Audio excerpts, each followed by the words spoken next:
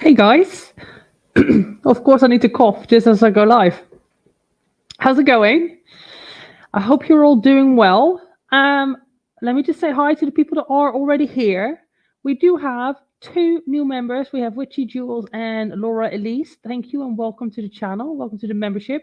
If you want to become a member, then the link will be in the description. I think it might not be for a live stream. The link will be somewhere. Go to the description of my older videos. I did a get ready with me today, which I filmed this look, and I kind of just talked to you how the last 2 weeks have been. So yeah, if you want to become a member, then check that out. Every other week I do a members video or I do a live stream. But besides that, Amanda Mays, she's talking about keto flu. Guys, I have not seen anything. I've not looked at Kiwi Farms. I've not looked at reactions. I haven't looked at anything in regards to, I was going to say April. April comes tomorrow. In regards to Amber, stopping keto. So I'm going into these videos completely blind, which is the way it should be. So no Kiwi Farms, nothing.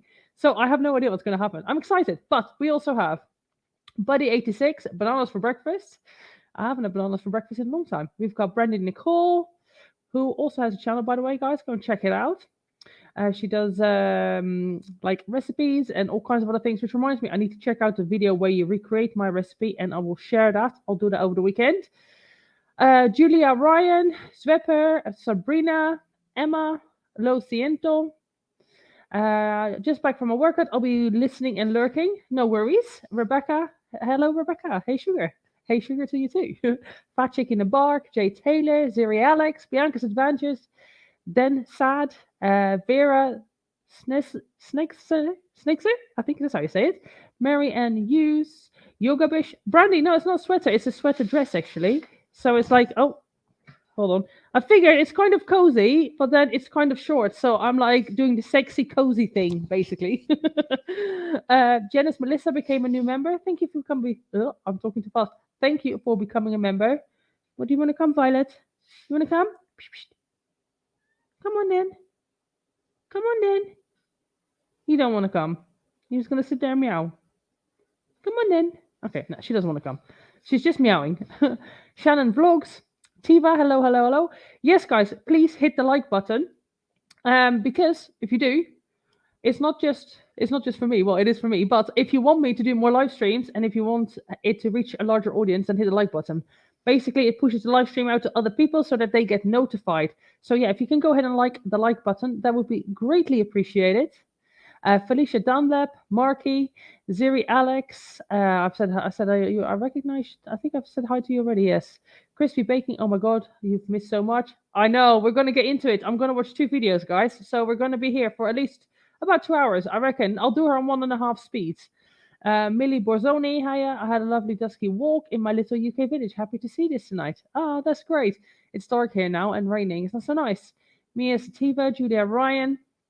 Angel Marks. I don't know why I said that word. Flolly I always struggle. Hi everyone, and congrats on 35k subs. Thank you so much. I appreciate it. We're finally getting there. Next up is 40k. So if you're not subscribed, make sure you're subscribed. Dawn from South Dakota. Strong woman coaching. You look pretty. Thank you. That's very sweet of you to say. I'm a member now. Yes, you are. Welcome, welcome. There is a if you want to become a member, I already said it, but there's links somewhere in my descriptions, usually speaking. Emily Matt, the oat baker's bomb. Well, I really want to see it. I make little muffins of it as well sometimes. That works quite well. And you can replace the pumpkin with sweet potato too. That works really well too. Hubris, Luella, watching from France. Hello, hello. Laura Elisa, Sarah Hood, Akadaki, Catriona, Bella, Luciento. Yes, weather dress sweet season. It is indeed. Right, guys. So, if I've missed you in saying hi, I do apologize, but there's a lot of you guys here. So, what I'm going to do is I'm going to have a sip of my drink, and we're going to get into this soon because 2 videos, one of which is a half an hour, even on 1.5 speeds. You know I talk a lot. Dan Sad, you love my nails. I lost 3 of. What am I doing? 3 of them. Oh my God, I don't even know which nails. There we go. What am I doing? There we go. I lost 3 of them yesterday trying to rescue my dog. She ran away. which ironically somebody was saying in my comment section on my other vlog, you shouldn't let your dog off the lead in the forest. And I'm like, she's been fine. She's not run away in over a year. She ran away yesterday, and it was scary. I'm not gonna lie. I lost her for a whole hour. I didn't hear her, but she's here. She's sleeping, and tomorrow I'm gonna pick up Rosie at around 2 o'clock.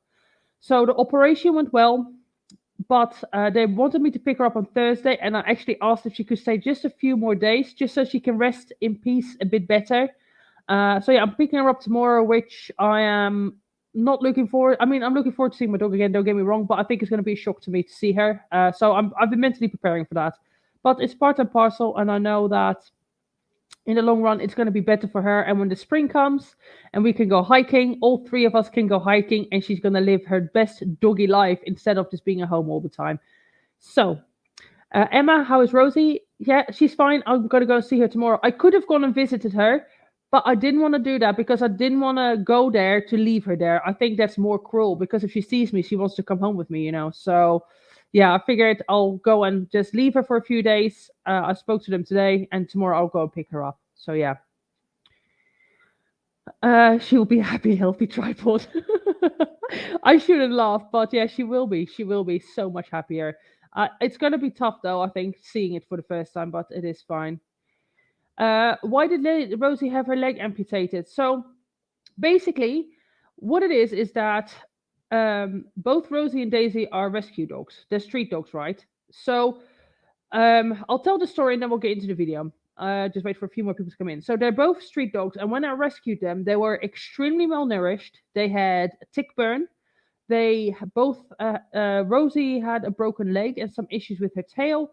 They were anemic. They were very, very sick because they were just incredibly malnourished and treated badly. What happens is when dogs are so sick, sometimes they get problems with their bones. Now, initially, they thought that Rosie had hip dysplasia. So almost a year ago now, she had a full hip transplant, like an artificial hip put in. The artificial hip dislocated, so that had to be removed. And then since then, she's had problems with the hip. And then she had another operation to get some pins removed to see if that was the issue. And since then, nothing has been better. And I've been to a few different doctors, or vets, I should say. And I went to the vet here, and they said to me she never had hip. They looked at all the scans, and they said she never had hip dysplasia. What happened is, it's from malnutrition. The bone had basically, or like the joint is what I should say. The joint had basically become just like porous, like it didn't heal properly because of the malnutrition. KSD, thank you so much for the super chat for Rosie's return. I will definitely get her some treats if she's allowed them. I don't know how that works because it's quite a serious operation. But if not, I'll just give her chicken breast. I'm sure chicken breast is her favorite anyway. If I say chickies, she'll be happy. So I'll give her some extra chicken breast. So they said that she never had hip dysplasia, and the operation she should have had from the beginning is just the femur head removal. But because of the fact that she's had so many operations, there's nothing they can do. So there's no amount of therapy, there's no amount of painkillers, there's no amount of operations that's going to fix the problem, because the problem is in the joint itself. It's rotten, basically. If you look at the scans, you can see it's like it's not solid material, it's porous. You can see, like, even I, with my untrained eye, I can see that there's damage there that's never going to get better. So to give her quality of life without pain, without painkillers that she's been on for a year and a half now, being able to walk for more than 20 minutes, the option is unfortunately an amputation from the hip. So it's pretty serious, but it's going to be fine. Like, I've seen people have sent me lots of videos of 3-legged dogs, 2-legged dogs. People have told me their own experiences with their own pets. So I feel really assured that it's going to be fine. It's just, for me, as a human being with emotions and then loves their dog, I think it's going to be just a scary sight, first of all. It's a big deal. It's a big operation. So I think that's the only thing that I'm a little bit worried about, but I'll be fine. So yeah. Tia J, how tall am I? I'm 173 in centimeters, which apparently I thought is 5'6", but apparently it's not. People keep telling me that it's not 5'6". Apparently it's like 5'7" or 5'8". Google tells me it's 5'6", but in centimeters, I'm 173. Right. All right, guys, let's get into the first video here. We'll go in not numerological order, in upload order. We'll start off the I quit keto, about the TikTok I posted, and then we go I'm over 500 pounds again, which is, boy oh boy, we've got a lot to cover. I want to try and get it done in 2 hours. If it needs to go a bit longer, that's fine. I might need to have a pee break though. We'll see. But we'll try and get through it in 1.5 hours, and we'll go from there. And yes, as Steva says, please guys, hit the like button. Push this out to as many people as possible so I can start doing these on a weekly basis. Maybe every Friday. Maybe I'll make it a Friday night occurrence, or maybe a Saturday morning if I wake up early. Maybe I'll switch the times around so I can hit some of you guys in the US when it's like your evening, because I wake up at 3, 4 o'clock anyway. Anyway, I'm going to shut up now because I talk a lot. Oh, 5'8". Okay, that's how tall I am. 5'8" then. So, let me do the screen share, which I've learned from my mistakes. Share the screen and the audio. Okay. I'll do a test drive anyway. We'll do a little test run just to be sure. Let me know if it works. So welcome to my video, which would be... All right. Let me know you guys could hear. If it's all good to go, if you could hear, we'll get into the reaction. I'm not 6'2". No. I'm tall, but I'm not that tall. You don't want to react to Foodie Beauty? No, like it's no, I want to catch up with Amber. Foodie Beauty, I think, like, watch the YouTube Underground. She does a good job at that. Oh, I missed a super chat here. Elisa, I love your channel and dedication. Keep up the transformative content on our girl. Elisimo. That's a tongue twister, your name. Thank you so much for the super chat. I appreciate it. And yeah, definitely. I won't be going anywhere anytime soon. So it works. Yes. See, we're getting there. And it's Black Friday at the moment. So maybe I'll pop over to one of the tech shops at the weekend and see if I can get a new cam and maybe like a better headset setup situation. So it's a 7:15 here in Bulgaria. Anyway, now I'm in this screen. I can't see you guys. So let's hear what she has to say because I'm curious as hell. Day 4, November 6th of 100 days of weighing in. So normally I would wait for this feeling to pass and then I would vlog. But I wanted to take my camera out during the actual experience of me feeling like utter and complete. I'm supposed to cuss first. To be fair, it is hard to do that because I've done it. Obviously, like I vlog as well. If you don't know, I vlog. I upload 2 to 3 times a week. In fact, I uploaded a vlog today of like my eating. I went training with Lucy. Lucy is a subscriber from Germany that lives in Sofia, but she's kind of become a friend. I think I'm okay to say that. She's coming to my house, so I think we're getting friendly. But besides that point, it is when I'm vlogging in my prep to vlog your ups and your downs and your difficult moments. It is challenging, but I think it's kind of like part of vlogging. You can't just show always the good side of things. I mean, you can, but that's not life, right? Like life is ups and downs. So minute of being on YouTube, by the way, random fact. Anyways, so we have a little baby here who tries to make me feel better, and it works. Yes, it does. So I'm gonna set you guys down. This happened. I ate the whole thing. Holy crap! How many biscuits? So 140 calories per 2. Per 2 servings, 140 calories. That's actually not that bad for 2 cookies, I suppose. But how many cookies is there in there, though? Yeah, I suppose that's definitely not getting you out of. That is definitely getting you out of ketosis. That's for sure. Yes, I did. Last night. The thing is, though, is that look, I understand that happens. People mess up on the diets all the time. It just happens, right? It's difficult to stick to a diet consistently. The thing is with her is that she made that bloody TikTok, didn't she? Where she is like basically, she's purposely filming herself, turning it into like a clickbait, into a drama. When if she approached the whole video, this whole I've come out of keto, if she approached it like this and go like, guys, look, I fucked up. I really just couldn't help myself. I had cravings. I gave in. That's one way of doing it. But to upload this whole melodramatic TikTok and then be like, oh, hi, yeah, by the way, here's the video about it.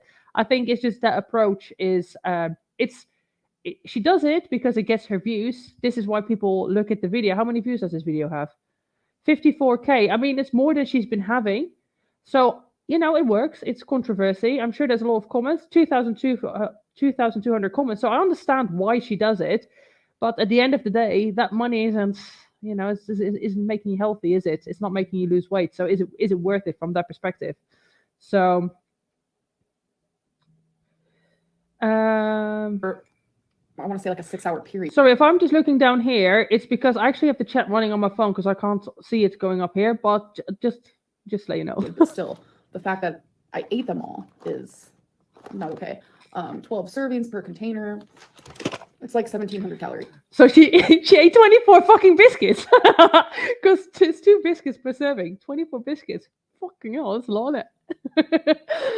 I don't even think I could eat 24 biscuits. I don't have a sweet tooth. Saying that, no. Saying that I don't have a sweet tooth. Could I eat 24 baklavas? No, I couldn't eat 24 baklavas. They're too sweet. Could I eat like 24 bits of cheese? Yeah, I probably could, to be fair. Yeah, not even gonna pretend. Calories for that whole thing. And it's most definitely not keto. And Hold on, Crispy Bacon saying she ate 1,600 calories worth of biscuits. Wow, cookies. Then that's crazy, isn't it? any sort of way. Like, I am extremely mad at myself. I have so many thoughts right now, and they're just all jumbled, and they stay jumbled. Oh, look at the little no matter how Rarity much I Gray. journal, no matter how much I go to therapy, talk to my psychologist, no matter how much medicine I take or don't take, it's like I'm afraid that I'm going to be that one person who just doesn't heal from this eating disorder. So as you guys know, It's a very big possibility, to be fair, that she never heals because I don't think she truly wants to heal. Don't get me wrong. I think if she could snap her fingers and be healthy and being a healthy as in like physically healthy as well as being a healthy BMI, of course she would. But at the same time, this is like something that they talk on the farms a lot about. Is that Amber loves herself? Like we know that she loves herself and she has no problems with being big. Obviously, the health side effects, even though they can happen to skinny people, is it's not nice. She doesn't think it's nice, and she would like to be skinny, but how much work does she truly put in? It's like when she was saying the other day in that video where she's like, oh, well, I eat the same as oh yeah, the lymphedema one, where the doctor was like, oh yeah, you eat the same as other people, but you don't lose weight. Yeah, it is like that. It's like, no, if you eat 1,500 calories and nothing else, you will lose weight, because it shows whenever she does actually stick to a large deficit, she loses a lot of weight overnight. So no, like it's your body doesn't work any different. I'm not saying that the lymphedema doesn't make a difference, or the lipedema, or both, or whatever it is she has. Of course it does. Especially if some of it is a mass that's never going to be removed. But it's not a cause for just unusual weight gain. It's like, no, your weight gain is because you eat like shit, and we know because you film a lot of it. Let me get back to chat for a second, see what you guys have to say. I could eat 24 Milanos or something. I have no idea what a Milano is. I've been so happy to see Twinkie get a little healthier. Yeah, she definitely lost a bit of weight as well. I love sweets, so this is why I don't keep them in the house. I'm very much the same. Yeah, I can get very lean for stage. Don't get me wrong, but I don't keep things in the house that I want to eat. If it's in my house, I will eat it. The only thing I can keep is dark chocolate, because like dark chocolate is nice, and I enjoy a piece of dark chocolate sometimes, but I can't like binge on it. So as long as YouTube continues to monetize her eating disorder, she won't change. The thing is with that, Gina,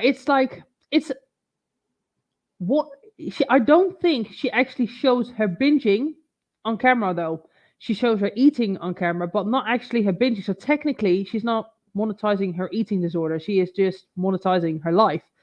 I get what you're saying. Don't get me wrong, but she is not sitting there binging on camera, because that's something she does in private. So I know what you're saying, but it's not. I think monetizing, when it comes down to monetizing people's eating habits, it becomes a very fine line of like, when is somebody allowed to eat what and where do lines get drawn? It becomes very wishy-washy, because it's just like, for example, if I was to do like 10K challenges, that's disordered. That's fucked up. I, as a fitness person, shouldn't be sitting there eating like 10,000 calories. But just because I fast the day before and I do like a 10-kilometer hike the day after to try and minimize the energy input and balance the output, or balance the energy is what I should say, it's still unhealthy. And like, I know that obviously it's different because I'm not super morbidly obese and I'm not like basically dying from my weight. It's still disordered behavior in a way. So it's like, where do you draw the lines? Just because somebody is like a healthy weight, that doesn't mean they're not indulging in unhealthy behaviors. Does that make sense? So I think it's a fine line to try and policy and regulate, basically. Sorry, guys, I have to scroll down because the chat moves quickly. Baklava is way too sweet and rich to eat that much, but cookies, yes, definitely I could. Oh no, I couldn't. No way. I have no craving Pepperidge Farm soft baked cookies. Thanks, Amber. I don't know what this is. I'm not really a cookie person, to be honest. I don't really care about them.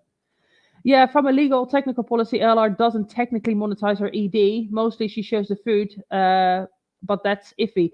Yeah, that's the thing, right? So it's like, it's technically not her eating disorder, because I think if we saw a binge, it will be, what's the word that I'm looking for? I think we'd be astounded by the amount of food she puts away if we saw like a true binge.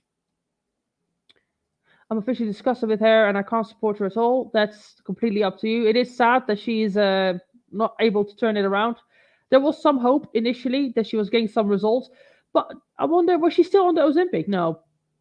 I guess initial weight loss was just from just starting keto, right? It's normal. Uh, my favorite sweet treat is donuts. Gosh, I'd love those have the best texture. You don't really get donuts over here. I mean, like you do a little bit, but I'm partial to a banitza though.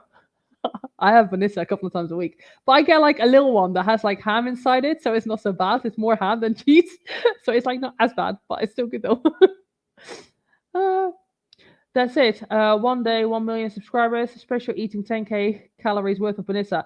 No way, Luce. Like, there's no way I would ever do that. I think it would set a bad precedent for me. What I do with my channel here, if I went to do a food challenge, I think I could eat 10k challenges because I can eat a fucking lot. And like, obviously, I show it when I have a cheat meal, but all of that is kind of planned in. So it's not the same. But I don't.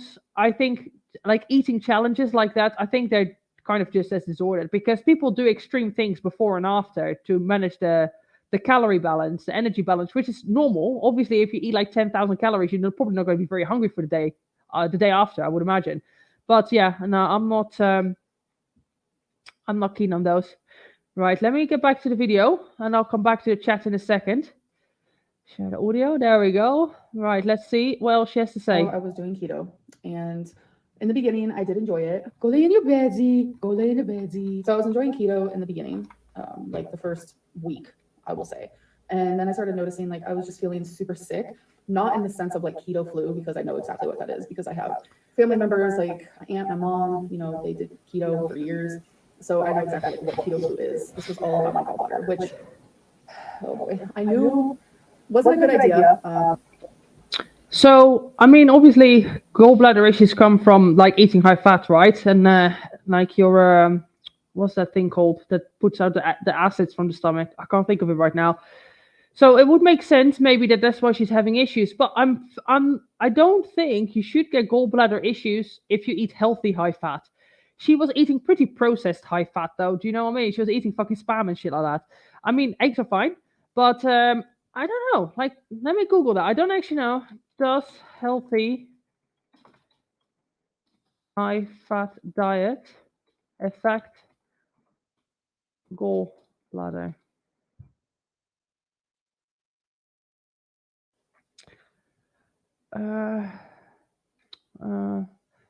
Does keto is maybe what I should say instead.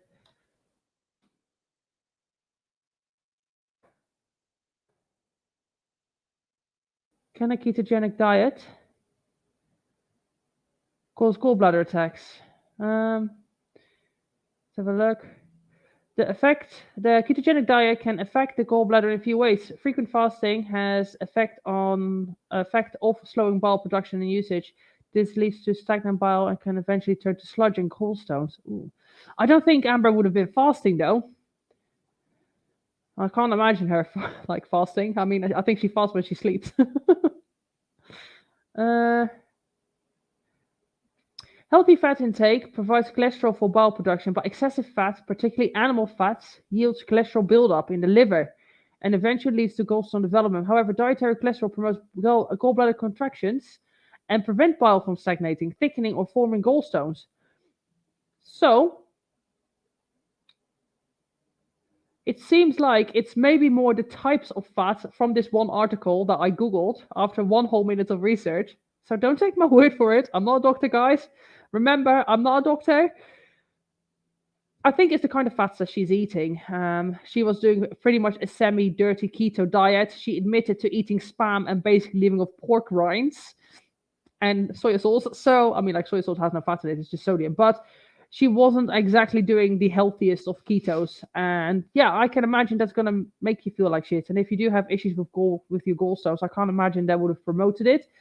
From what I understand, getting the keto flu, I don't think I've ever had the keto flu. It just makes you really tired, right? I don't even know what the symptoms are of keto flu. It's been such a long time that I did keto, and I never got keto flu. So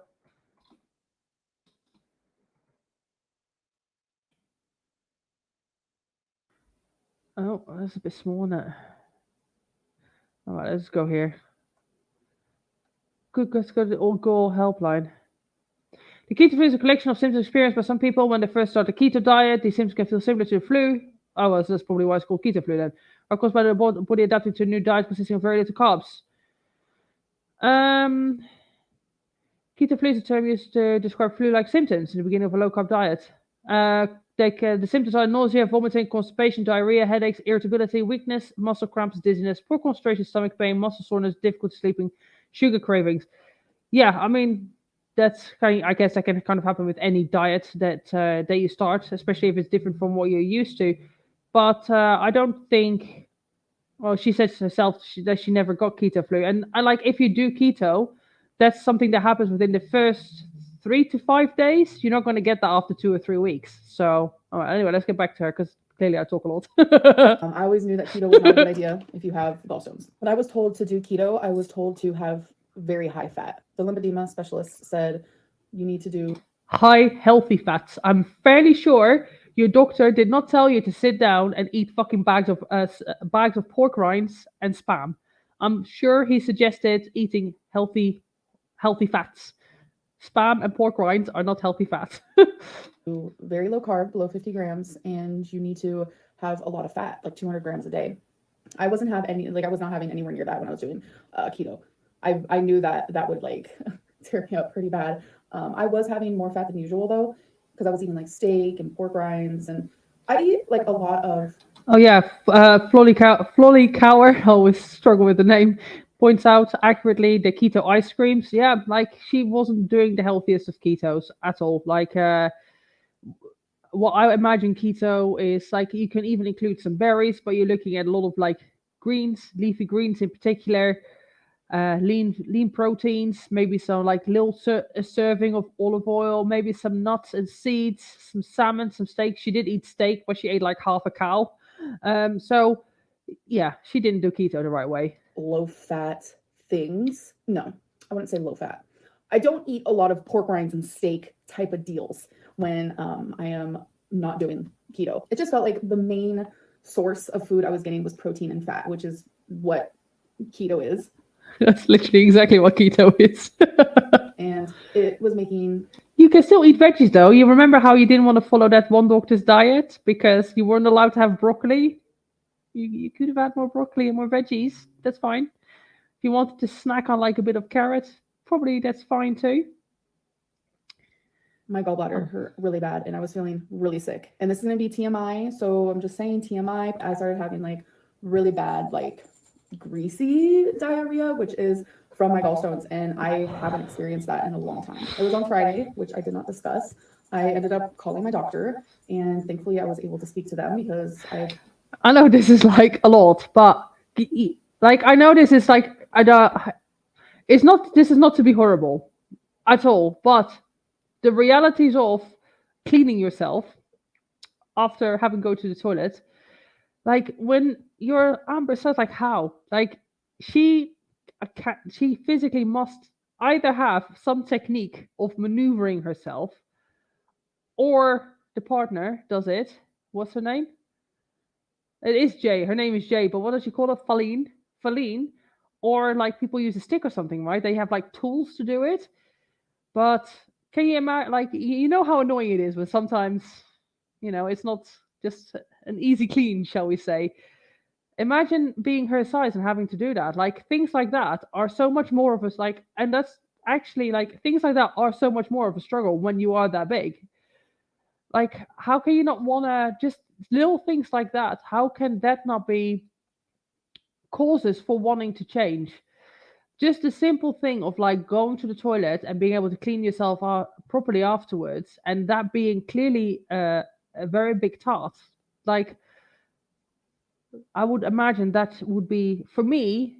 Like, I take my hygiene quite serious. Like, that would be a very big reason for making sure that I don't get to a stage where I can't. Like, I've injured myself before, spasm in my back, usually a back problem from training, some sort of back issue, some sort of shoulder issue, making it difficult to do these things. And I just can't imagine just being like that permanently. So just I needed like reassurance that it's going to be okay. I needed something, and there wasn't any, unfortunately. They said that I shouldn't do keto. So this is what I'm currently, as a human being, experiencing. Okay. And I need people to take away the fact that I am Amberlynn Reid, because I know a lot of people just are biased based on that. Like, Aaron Carter died, who is a person that I really liked, because when I was a little girl, why is she bringing Aaron Carter into this? What has that got to do with her situation and having gallstones and being morbidly obese and doing a keto diet and failing? his first single came out, I actually was living with my parents. Sorry, my bral's sticking out. I was living with my parents, and you guys know I had a very bad childhood. So I turned to a lot of different outlets to like blind myself through everything that I was going through, even though, you know, that's hard. So like, as my parents were in the other room doing drugs, or my dad was hitting my mom or whatever, like, I would turn to certain things. Obviously food was one of them, and music was another. I love music, and Aaron Carter was one of the artists that I really loved as a young girl. So he was like, for lack of a better way of explaining myself, he was there for me when I was younger. That's where my emotions go when I think of Aaron Carter, was how his music just made me feel better as a young girl going through like a really hard time. Yeah, I still don't get what. I mean, it's sad maybe that the guy's died. I mean, like, not maybe, it's sad that the guy died. He's young. I don't know him, so I mean, it is what it is. People die all the time, unfortunately. But I just don't feel. I don't understand the relevance of him and her diet failing. But maybe we'll get there. Oh. And, you know, I posted on my community tab, you know, rip Aaron Carter, you were a big part of my childhood, you know, may he rest peacefully. And everyone made it about me. And I wasn't like trying to be selfish in my condolences. It was like literally just heartbreaking, you know, because it's someone that I turned to when I was younger during very, very, very hard times. So, you know, it's hard to hear about any sort of death. So it's like, anyways, I just feel like people hate on me and nitpick and complain. Oh, okay. So we're turning this into people nitpick and hate on me for no reason. I see. This is unbiased. She's going to come to the point of her. I understand now. I'm with her. I'm with her. About anything and everything when it comes to me. So situations like this, it's just hard to speak about. But you know what? I don't care anymore. I'm just going to be honest, and I'm going to be here, and I'm going to be present, and I'm going to share with you guys what I feel like is right to share. And in this moment, this is what I'm currently going through. I have a lymphedema specialist telling me what diet to eat. I have my doctor telling me not to do that diet. And I have my psychologist from a binge eating disorder clinic telling me not to diet at all. And this is the problem that you're going to run into when you don't deal with your mental health problems. You let them escalate to the point where you're literally over 500 pounds. Potentially you were over 600 pounds. And like, don't get me wrong, I understand she has issues. I totally do. Like, I'm sure that her childhood was fucking horrible. I can't imagine seeing my father hitting my mother. Like, luckily that's not something I've ever been brought up with. I've had other people. Everybody's had their struggles in life, right? Some people have had it worse than others. Let's not start like, oh, I'm a bigger victim. It's not about that. Point is, I understand that she's had a difficult life, and I'm understanding that that probably contributed a big part to why she is the way she is. But you also get to a point as an adult where you need to be responsible. She is doing the responsible thing by talking to her psychiatrist now, and that's great. But also the issue is that she's let this escalate so far to becoming such an extreme that it, like, no diet is going to fit her perfectly.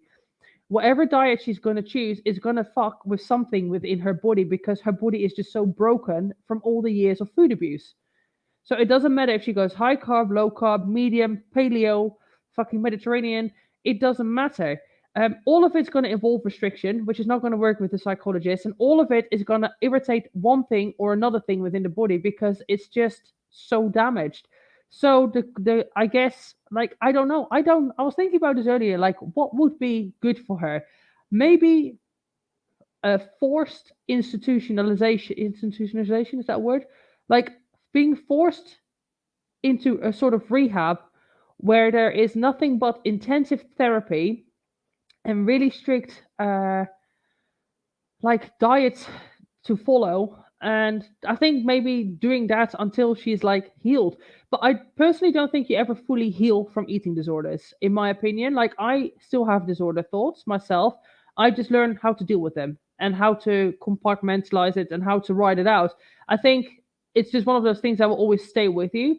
So she needs to learn coping mechanisms. But equally, she's well, like 31 now, her body is starting to break down a lot. She's having a lot of issues. Like, where is the priority? The fixing the mental health or to fix the physical health and then work on the mental health? I don't know. Because if you fix the physical side but never the mental side, there's always going to be the relapses. But if you take your time with the mental side, then like how long can you prolong that? Let me get back to chat, see what you guys say. Put her in a metabolic ward. Every food that goes in her mouth, intense psychotherapy daily.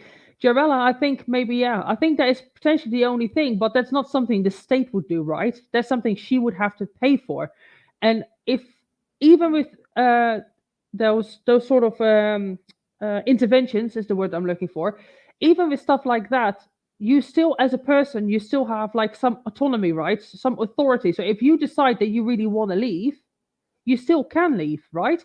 So, to what degree can you force somebody? Like, I guess only if they really want to get better, but that then again brings it back. Does she really want to get better? I don't know. It's her mind that needs to change. The body will be in pain at first, but it will adjust. She keeps finding excuses. That's the real issue. I thought she said she doesn't talk to a psychologist about her diet because she has haze. She is Hayes. She wants. She said she wasn't talking to her about her weight anymore, and that's why she quit outpatients.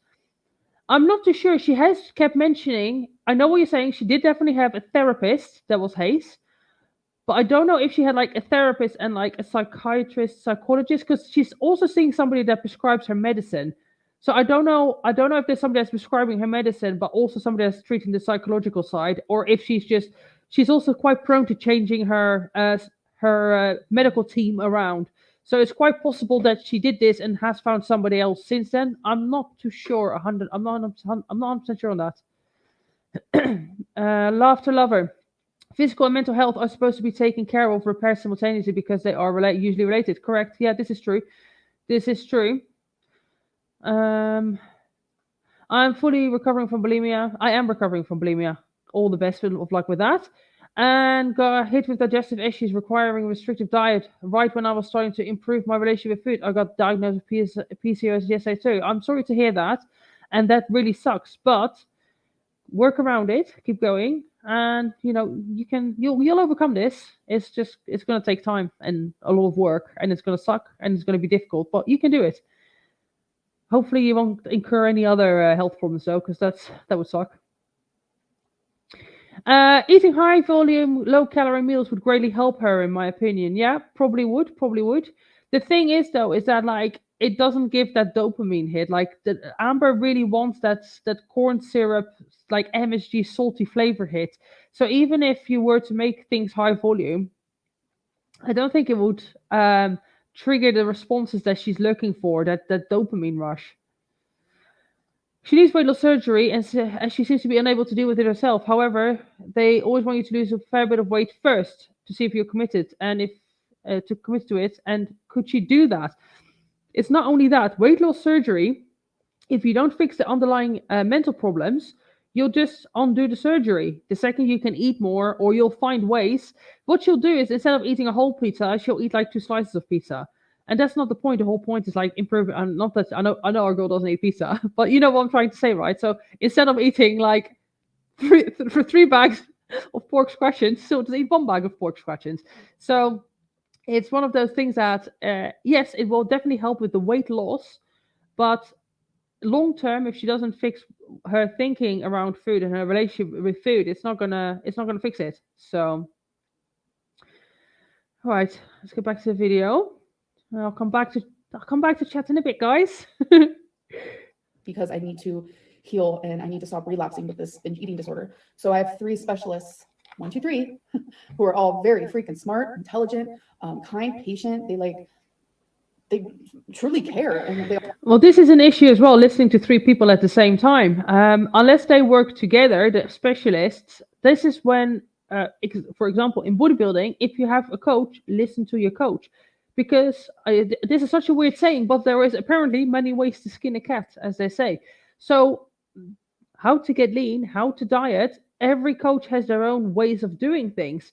And if you have a coach and it's somebody you're paying for and you are happy with the service that they provide you and you gel with them and you vibe with them and you feel like they're doing a good job, then don't go look at trainer John over there or Melissa over there, because they will train people differently. They will have different methods of getting people lean, and you may prefer that method, but then don't start implementing their method into what your coach is teaching you as well, because you're going to run into problems that way. Maybe it will work, that's a possibility, but you should always just listen to the one person, because otherwise it becomes confusing and you start contradicting and you make things a lot more complicated than they need to be. So I understand from her point of view, it must actually be quite difficult to be told different things by different professionals and be kind of stuck in the middle.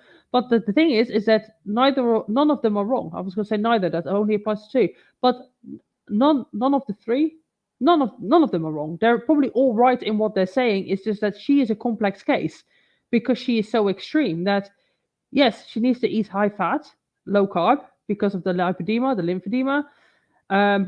If she has any residual cancer cells, like lower carb diets are proven to be potentially beneficial for that. Lower carb diets are beneficial for certain health problems. However, obviously in terms of gallstones, you only have one gallbladder from what I understand. In terms of gallstones, they're not so beneficial. So, and equally, restricting too much is going to lead to binging. So yeah, she's a difficult case because they're all correct probably in what they're saying. They all have their own, advice and what they think is right, and all of them say something different. I don't know what to do. Rarity, your butthole is in the camera. Love. Let's not. You're such a baby. Holy crap. Why don't you go lay down? Just for a second. Just for 1 second. And then we can cuddle. So I'm just finding myself to be like, I want to listen to health professionals. You guys tell me to do so. I know I need to do so, but who? She needs to go with the one that she feels most comfortable with, if that makes sense. Not comfortable, but the one that she thinks she needs to do what is most feasible for her. In my opinion, I don't think keto is a good idea for her because she loves carbs too much.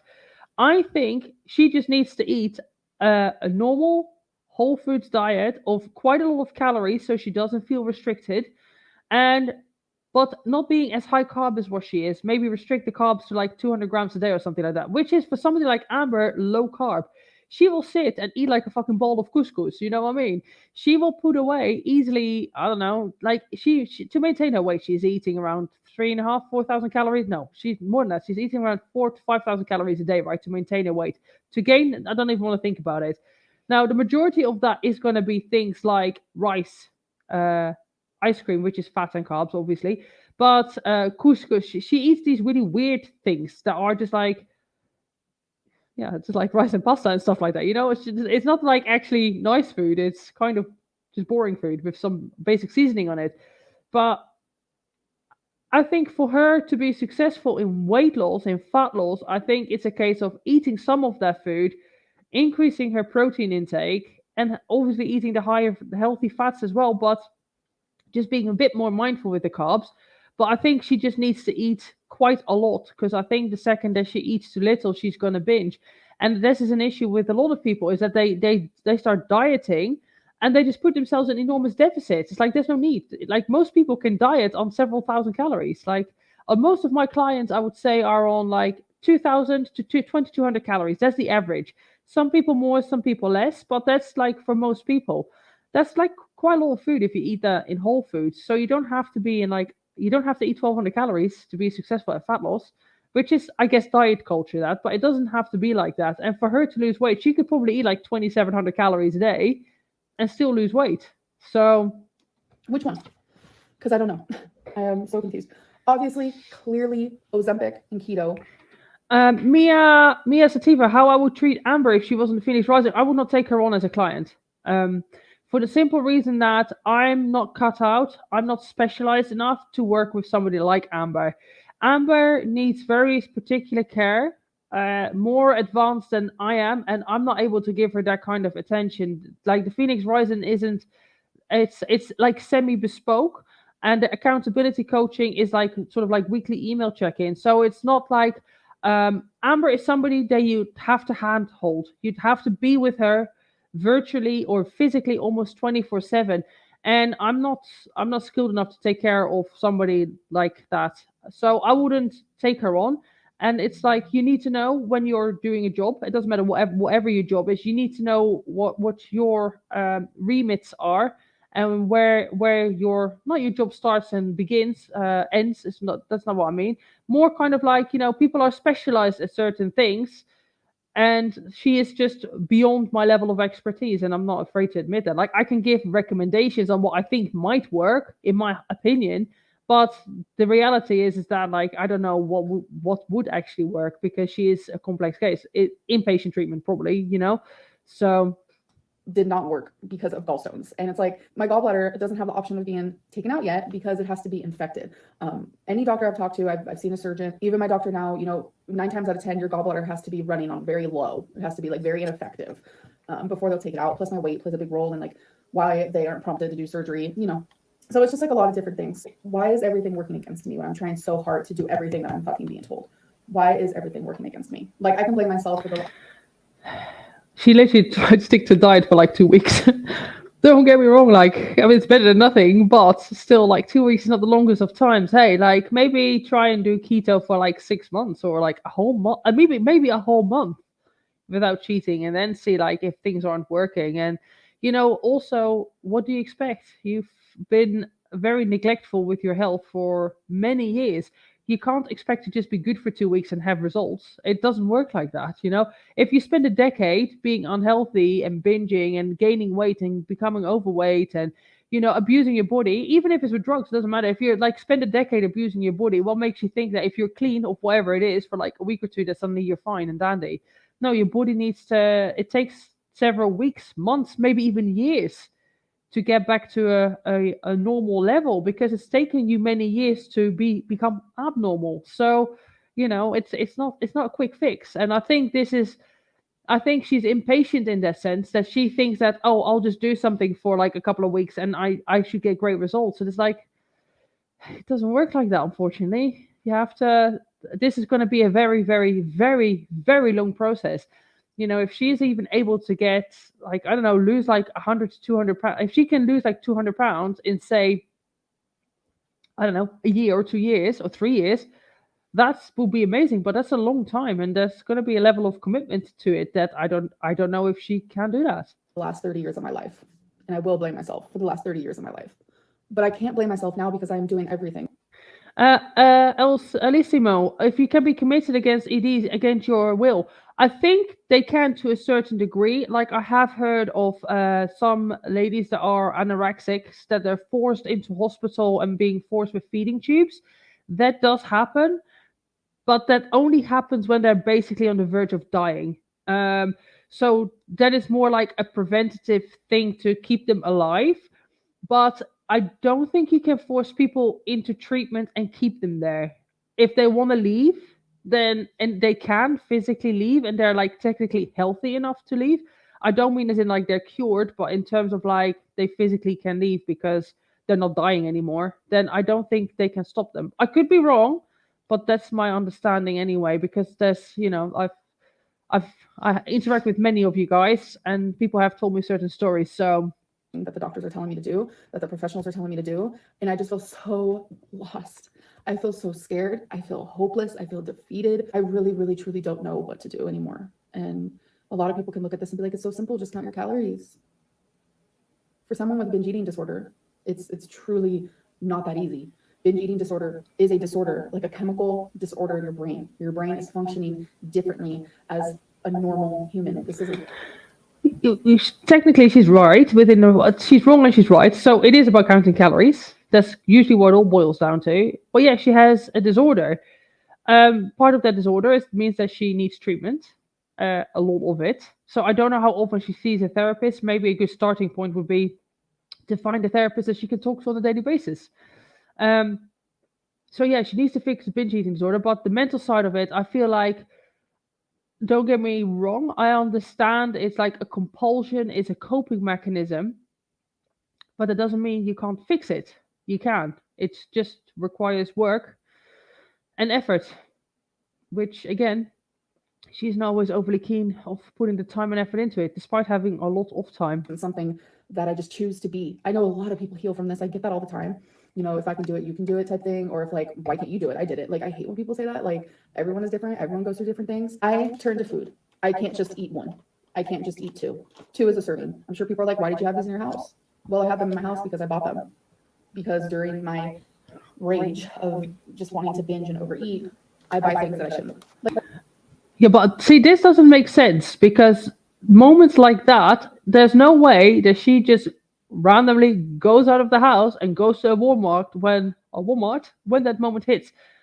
She has this pre-planned. She didn't buy those in a rage. Either she sent Jade out to get it, she got it Ubered over, or she bought them and they were already laying around there. Because the reality is that when you're in the heat of the moment, so to speak, if it's around, you're gonna get it, but you're not gonna, especially her, because let's be real, for her, the logistics of her moving around is not so easy, and she doesn't drive, so for her to just get to a Walmart is not so it's not so easy. So what she's saying there doesn't make sense. She either had that laying around, Jade went out and got it for her because the binge monster came out and she was unbearable to be around, or she planned it and she went out to get it, and I don't think she did it in the heat of the moment, basically. Like if it was easy, if losing weight was easy or eating disorders were something that is just like a light switch, then no one would be fat. No one would have eating disorders. No one would see therapists. No one would have psychologists. There wouldn't be freaking eating disorder clinics. Like it wouldn't be a thing. And it's What are you just, I doing, have Daisy? so much to unpack in therapy. Oh my God, I have 30 fucking 1 years of just hell to unpack in therapy. And you guys, we She's have being all silly these then. fucking hit the surface. So it's like, I'm not Being gonna a heal cute anytime girl. soon. I don't know what I want for myself, let alone what you guys want for me. I posted a TikTok actually last night. You see, and this is where she fucked up as well with the TikTok, and she knows it. Look at that face. She shouldn't have posted that TikTok. She's like making a draw. She knows she fucked up, and then she's sensationalizing it, and that's a problem. If she never did that TikTok, it wouldn't be as big of a deal as this, but she probably wouldn't have got the views that she got. So there's that. If you guys want to go look at that, my TikTok is Rarity Cat with 2 Y's, so it's RARITYYCAT. I was kind of just like depicting what I go through right before I binge.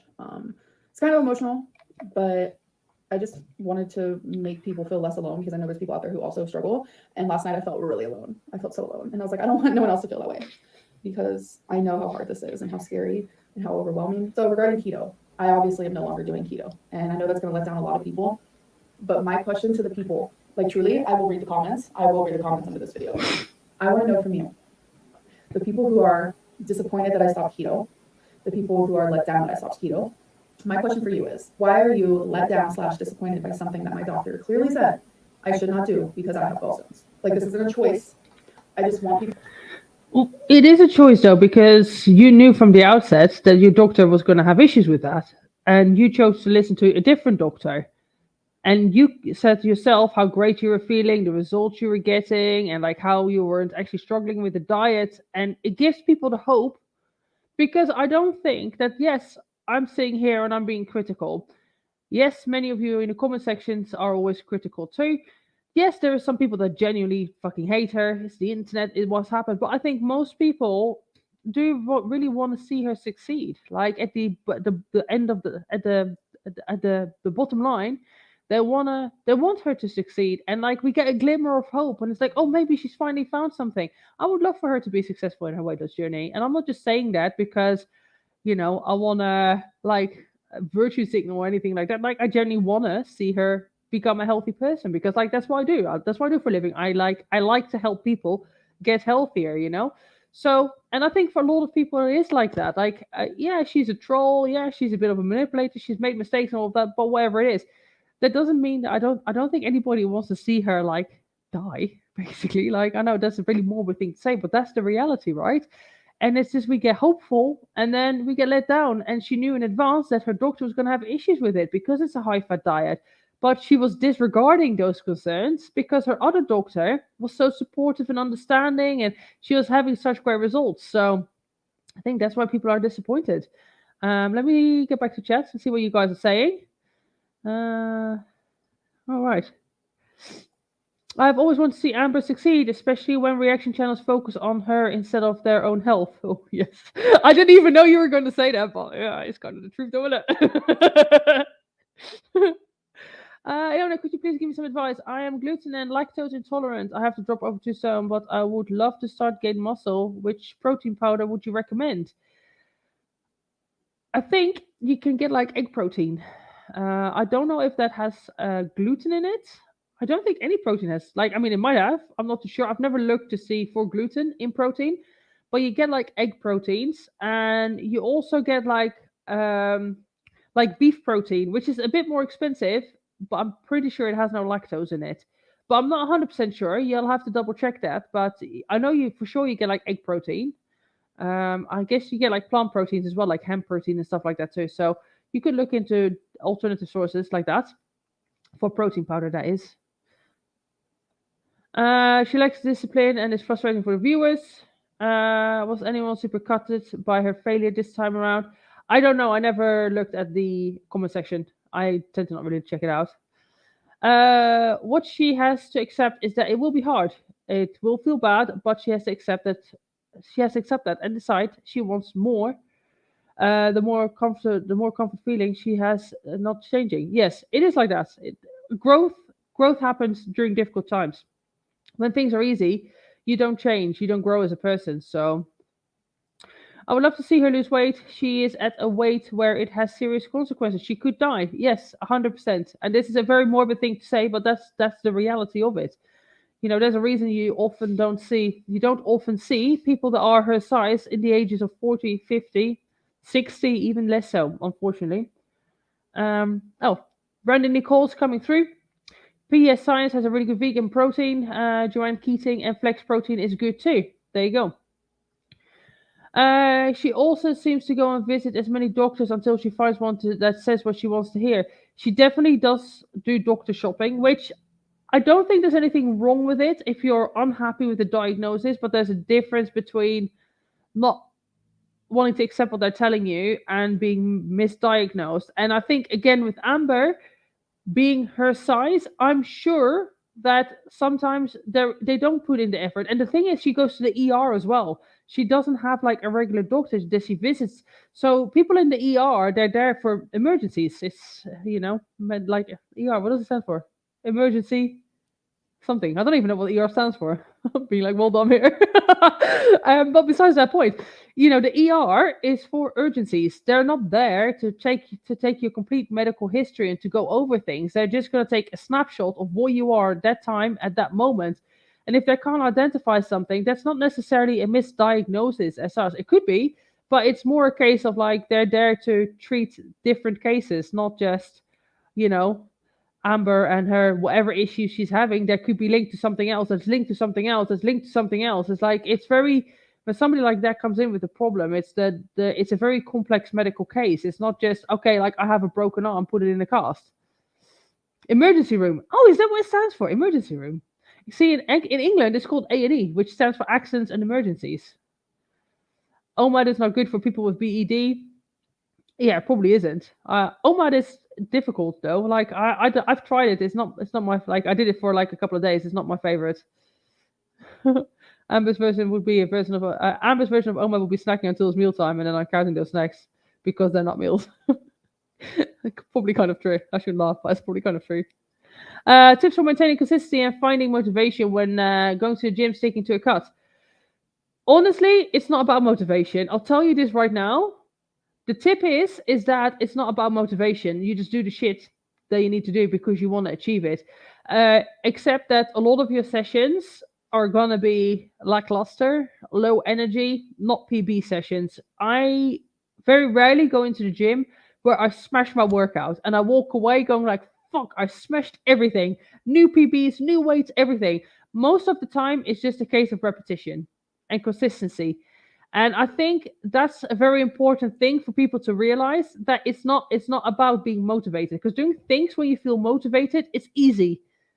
It's doing the things when you don't feel like doing them, when you're tired, when you're hungry. That's that consistency over time. That's what reaps the results. Doing something when it's fun and interesting is easy, like anything, you know. And don't get me wrong, like I don't ever think you will have like I never have a bad workout. It's just a lot of my workouts are like, okay, I trained, I feel a bit better afterwards. It's cool, but it's very rarely that I actually have like super duper sessions and that I'm like, yeah, let's go train. I train because that's what I do. I wake up, I wake up too early, but when I wake up, I get ready, I have my coffee. If it's very early, I do some filming, I walk my dog. When I come back, I eat my pre workout food, I go train. And I do that because that's just what I do. On my rest days, I go and do some cardio and I sit in the sauna or do some cardio and do some stretching. And it's just routine and regiment. And I'm not saying you have to like be like me or anything like that, but I think it's just a case of it's just consistency. The same as like with weighing out your food or tracking your food. It's just it when you do it all the time, it becomes second nature. And yeah, it doesn't mean you have to be super anal with it all the time. It's when you get an eye for it, you can eyeball things, you can go out for dinner and just realize, okay, I can kind of eat this and I can kind of eat that and still be fine. And it's also okay to sometimes be completely off track. It's just a case of consistency. Get back on it and focus. And accept that it's going to be kind of boring. It's just a lot of repetition. And that's probably not the answer you want to hear, but that's the reality of it. It is just staying consistent and doing a lot of the repetition and the boring things. That's what's going to reap the results. So I wish I could give you a better answer, but that's the truth. Unfortunately, that is the truth. Right, let's get back to Amber. Um, Alrighty. Right, so we have fucking hell. I've been over an hour already. We've still got 15 minutes of this. To look more clearly. Let's try and get through this. Are you let down because you want to be let down for entertainment reasons, which I know some of you are, and then the portion of you who like do care about me and my journey? What do you guys advise that I should do? And yes, I'm asking you guys for advice because I am receiving advice from all these professionals, but they're all different. I just want to hear what you guys think, because right now I'm just really, really confused and I feel defeated. Yeah, I feel really defeated. This is like a really random observation, but have her earlobes got bigger? I don't know why, but I'm just really drawn to her earlobes all of a sudden, and they look like they've grown a lot. I know the ears grow. It's like your ears and your fingers keep growing, right, as you age. And your nose does too, but I'm not earlobe shaming. I'm just noticing that her earlobes just seem bigger than usual. So my steps forward is I am going to keep a food journal, like a physical food journal, and I'm going to write down everything that I eat. I am not going to count calories because that is exactly what my psychologist says do not do. So that can help with my binge eating. But I am going to be intuitive in what I am eating based on the amount that I'm eating, which is going to help with weight loss, obviously. And then I'm going to drink more water and try to have more movement in my day, like walking and things like that, mixed with Wasn't she doing that anyway? Oh yeah, but then she fell, right? I remember the reconstruction, the dramatization of it. Yeah, what happened with the walking? Wasn't she doing quite well at one point, getting up to like 3,000 steps or 4,000 steps a day? And I'm not saying that sarcastically. Like for me, that's not a lot. I can't compare myself to somebody that is 500 pounds and that was bedbound. So for her to even get up to 4,000 or 5,000 steps a day is great. But she was definitely doing that at one point until the fall. So like, what happened with the walking? That was like a whole thing for a while, and that was a good thing of her to do. She should definitely bring back the walking. Not as much pork rinds, if you will, and things to that extent. Actually, no, I don't think I'm ever going to eat another pork rind for a very long time because I don't know. I am correlating pork rinds with feeling like absolute crap, and it kind of makes me nauseous thinking about it. So I am trying to take the advice from each professional that I'm seeing, all three of them, and I'm going to like put it together and create something because I'm just kind of stuck right now. As for my weigh-in today, I did gain weight, obviously, 47.4. So why is it obviously? Why did she obviously gain weight? Oh yeah, because of the cookies. She ate 6. Yeah, but technically, if she only ate those freaking cookies, 1,600 calories worth of cookies and nothing else a day, she could have still lost weight. But then you get the whole carb thing. Yeah, maybe because it's just like so many carbs and then you're holding water. So yeah. So I mean, those fluctuations are negligible, aren't they? Really, 496, 495, 495, 497. That's not fun. Like literally, I fluctuate more than that in a day or two. Not like no joke. My weight fluctuates anywhere between 1.5 to 3 kilos, something like that, depending on my eating, my training, my digestion, my lady times. They started today. I gained 2 kilos overnight. That was nice. I woke up. I was like, fucking hell. But I can tell, like, it was the stress from yesterday, the hiking from yesterday, rescuing my dog, the stress from trying to rescue my dog, which is rescued now, by the way. And on top of that, like actually starting my period, because I actually didn't eat that much food yesterday. Like I know how many calories I would have eaten, but all of that makes a difference. I gained over 2 kilos in one night. That's 4.4 pounds in one night. So for her to like for her on her size on her body, fluctuations of like a pound to 2 pounds are nothing. That's like it's not even worth noting, to be honest. Like I can imagine her body just because of the size that it is. I can imagine fluctuations of like 5 to 10 pounds being quite normal, to be honest. At all. And I decided in my little poster that on days that I binge, I am going to write after my weigh-in. I'm gonna write that I binged with a little arrow showing that I binged the night before or the day before, just so I can see based on like how my weight fluctuates or whatever it may be. So I'm gonna go pet this baby because I think she needs me as much as I need her, huh? Yeah. Okay, so All right, yeah, we're definitely last skipping through one this. of the I'm brands that I absolutely have. not interested in that. that was mighty flattering. Did it one day and then I couldn't. I also saw that they now have mini brand. Hello. So I wanted to show you guys. Remember I told you I like to do doodle posters. I started this when I might just skip through some of this as well because I don't really care about that, to be honest. it's really fun. It's distracting. It's therapeutic. I don't know. It's just like that binging 2 days in a row is a rarity for me, but it happened. And I just noticed that my binging comes so much more frequently ever since I've been. Okay, you guys. Slowly. Okay, let's see what happened here with the binging. It's a lot to absorb. This is it sideways, but this is the way that I'm doing it. That is so trippy. There's a lot going on there. I don't know. It's just like so therapeutic. Okay, you guys. So here we are, day 5, 497.8. So I will say that like 0.4 of a gain in a day when she binged is not that much. Like that's barely half a pound. That's literally nothing. Like I said, for her, that's a maintain pretty much. binging 2 days in a row is a rarity for me, but it happened. And I just noticed that my binging comes so much more frequently ever since I started keto and then stopped it. You guys, keto was probably one of the worst ideas for someone with binge eating. And I kind of regret ever doing it, to be honest. But why? Why is it a bad idea for somebody that has a binge eating disorder? Because she's restricting the carbs. From their perspective, I can see it's maybe a bad idea because not necessarily because of the fact that she has a binge eating disorder, but she's a carb fiend. That's why. That's why I think a lower carb diet would be better for her than an actual ketogenic diet. But she loved it though when she was on it. She was like, "Yeah, I feel so good," and like, "Oh my god, the results are amazing." Having the worst heartburn right now. I binged again. I did. I'm having a very abnormally hard time with my binging lately. I don't know what's up. It probably is from the restriction of the carbohydrates and wanting to eat more. And this is something that's quite common with people that do bodybuilding, and something that actually triggered my eating disorders. One of the relapses, well, pretty much the only relapse that I'm not saying why I'm saying pretty much the only relapse that I've had is when I lost 20 kilos, 22 kilos. I lost a lot, which is like 50 pounds or something like that.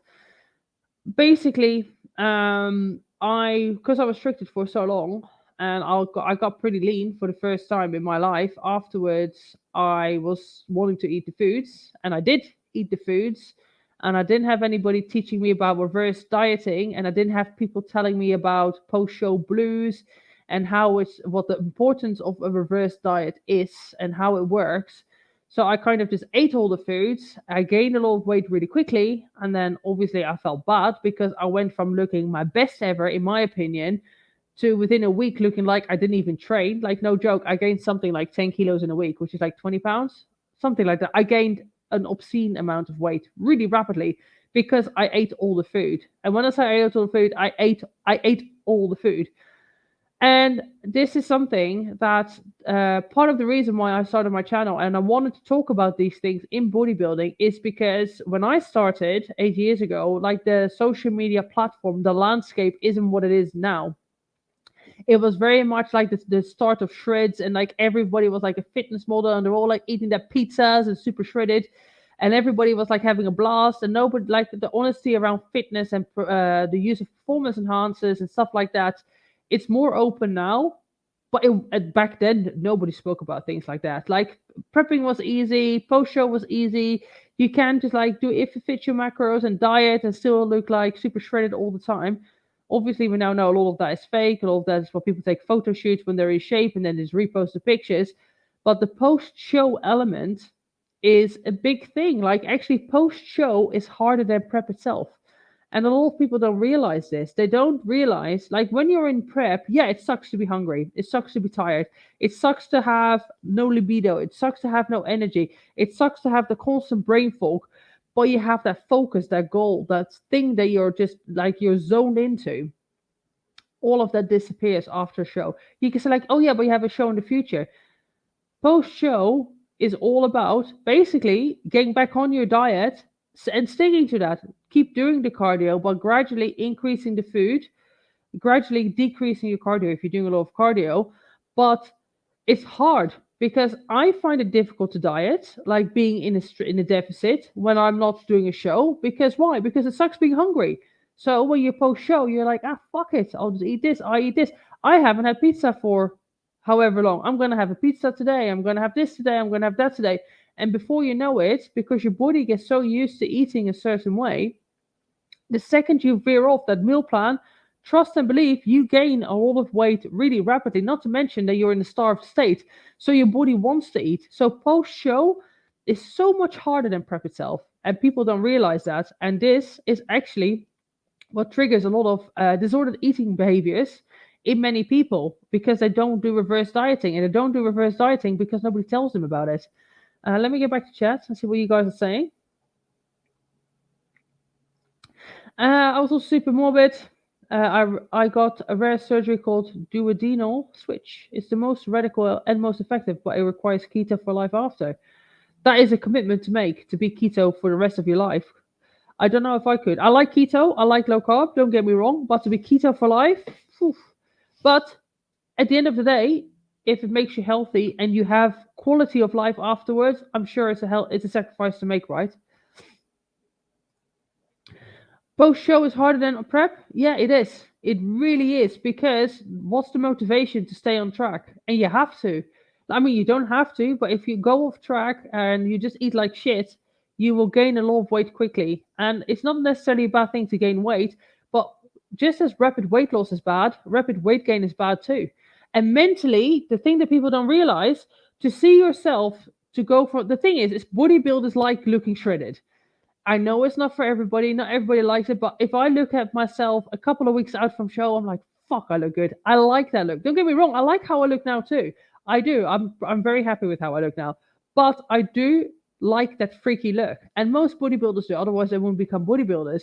But to go from what you deem to be your best shape to undo all of that hard work, where you dieted for it for months and months and months, day in day out, you sacrifice so much for it, to lose that in literally like less than a week because food goes in here and it tastes nice, is mentally really, really hard to get your head around. And people don't realize that.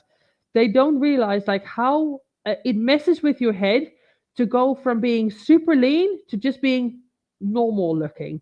And I say that like that, but to basically gain like 20 pounds, 30 pounds in a week. I've seen it happen. I've done it. And mentally, this is incredibly difficult to wrap your head around, and people don't realize that. You guys, she also had a collapse on Give Her a Break. Oh, we needed that. We needed that comment from the seriousness of what I was just talking about there.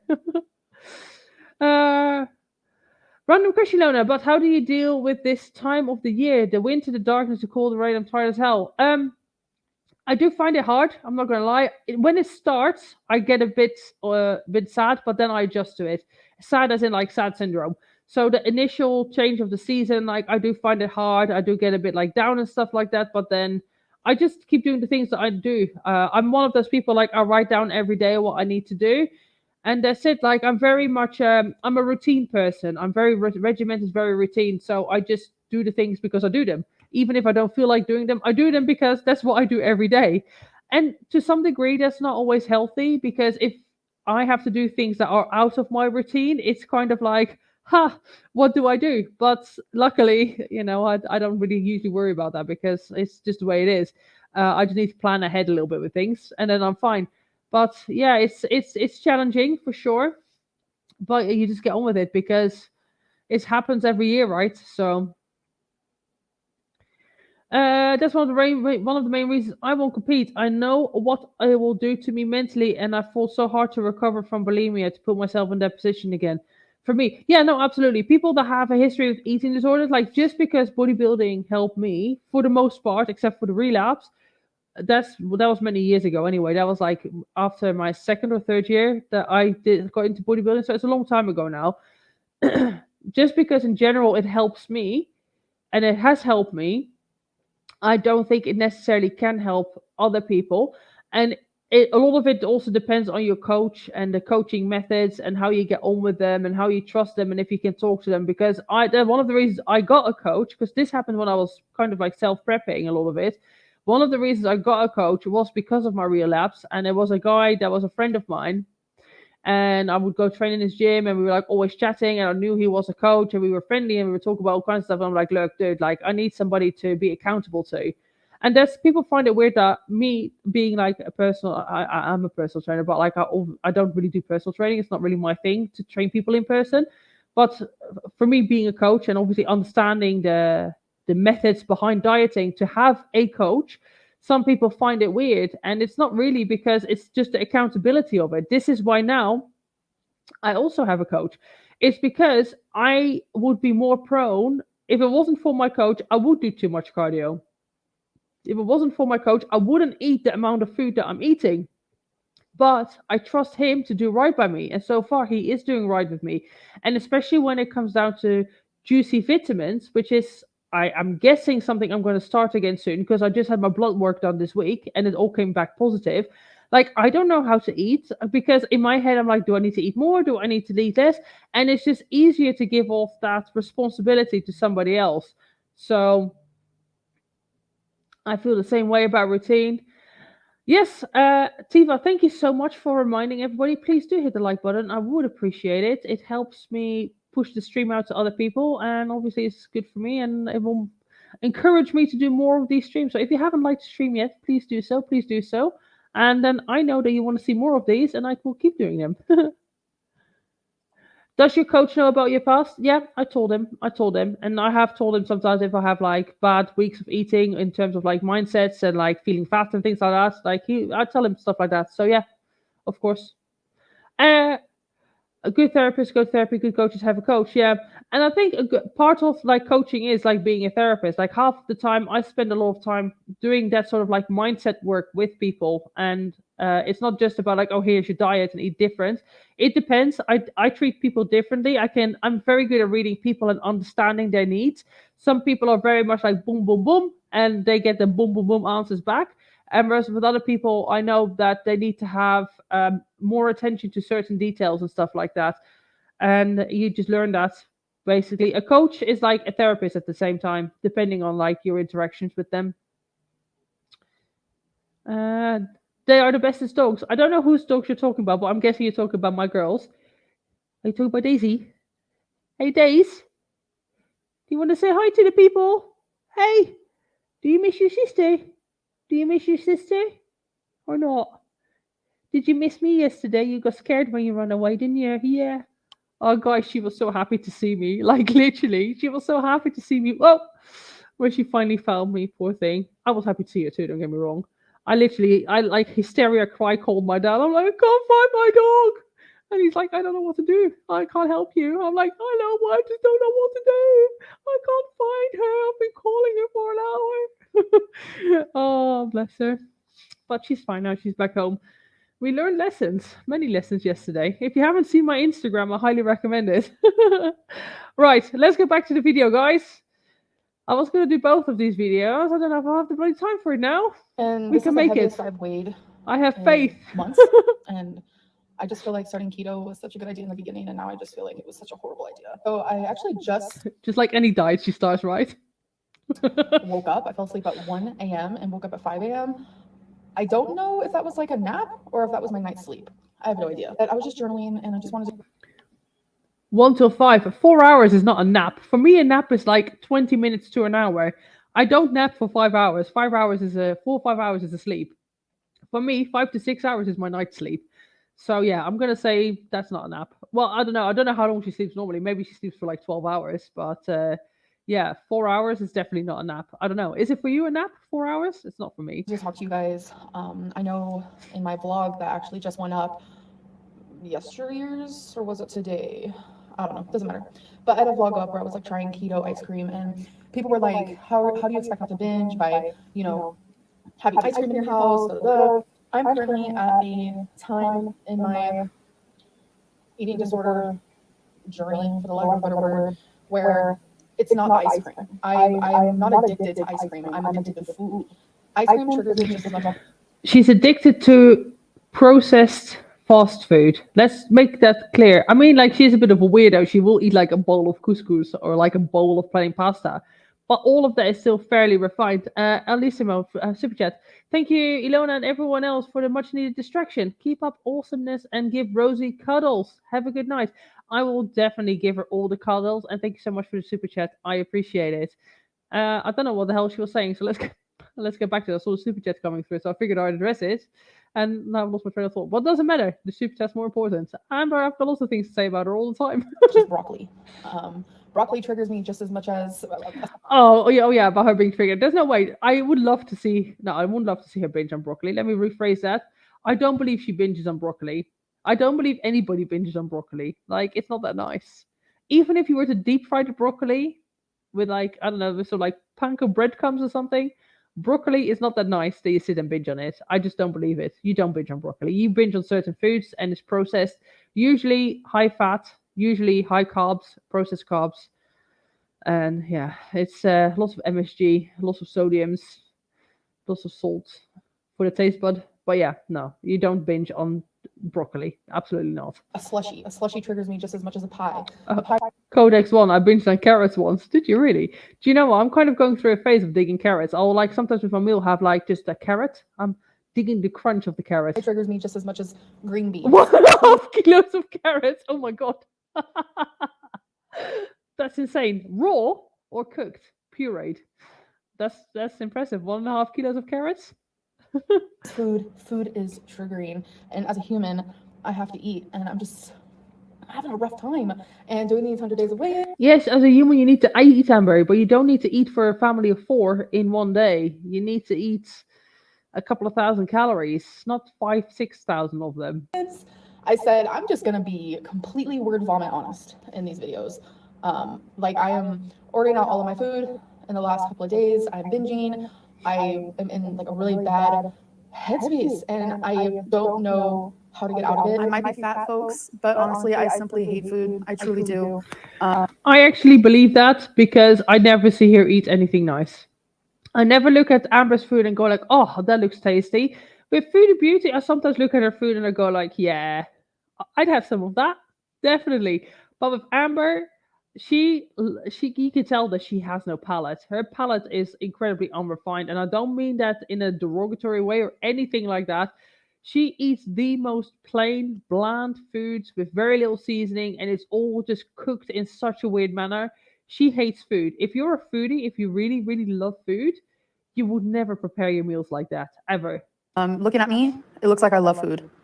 I don't. I hate it. And in this moment, I truly, truly wish, as human beings, we did not have to eat. But I just wanted to come on here while I'm editing this and let you guys know that when I said I'm just not doing very good, like mentally, I meant in the food area, because it sucks. In my life, I'm doing great. If it wasn't for this, like, haunt. You see, that doesn't make sense either. How can you be doing great in life and then you're still binge eating? Binge eating you do because of some sort of like emotional problem. Now, if your life is great, there's no need to binge, right? That doesn't make sense. Food addiction / binge eating disorder, I would be such an happy individual. But right now, food is just like, it has me in prison. It truly has me in prison. And I just, how long is this sentence going to be? Because it can't be lifelong. And that's why I'm in therapy. But damn, I'm just struggling and I just want to share it. My psychologist just had a baby, so I'm like so happy for her. So she's actually not even going to be back in work for a couple months, and that's hard because I'm not going to have an appointment. So it's not like there's other psychologists out there. Like, don't get me wrong, I'm sure it's hard to find a good therapist. I've tried therapy a couple of times. It's not for me. If it works for you, great. Like, seriously, great. I've tried it. It's not for me. Maybe I've just never found the right therapist. Very possible too. But just because her current therapist is not working for a few months, that doesn't mean that she can't try and find a replacement in the meantime, especially if what she claims her health is so important to her, her physical and her mental health, then it's her duty of care, her responsibility as an adult to go out and find a different therapist. And yeah, maybe she has to shop around and try different ones, but there will be another one out there that she likes. Like, I'm super, super happy for her.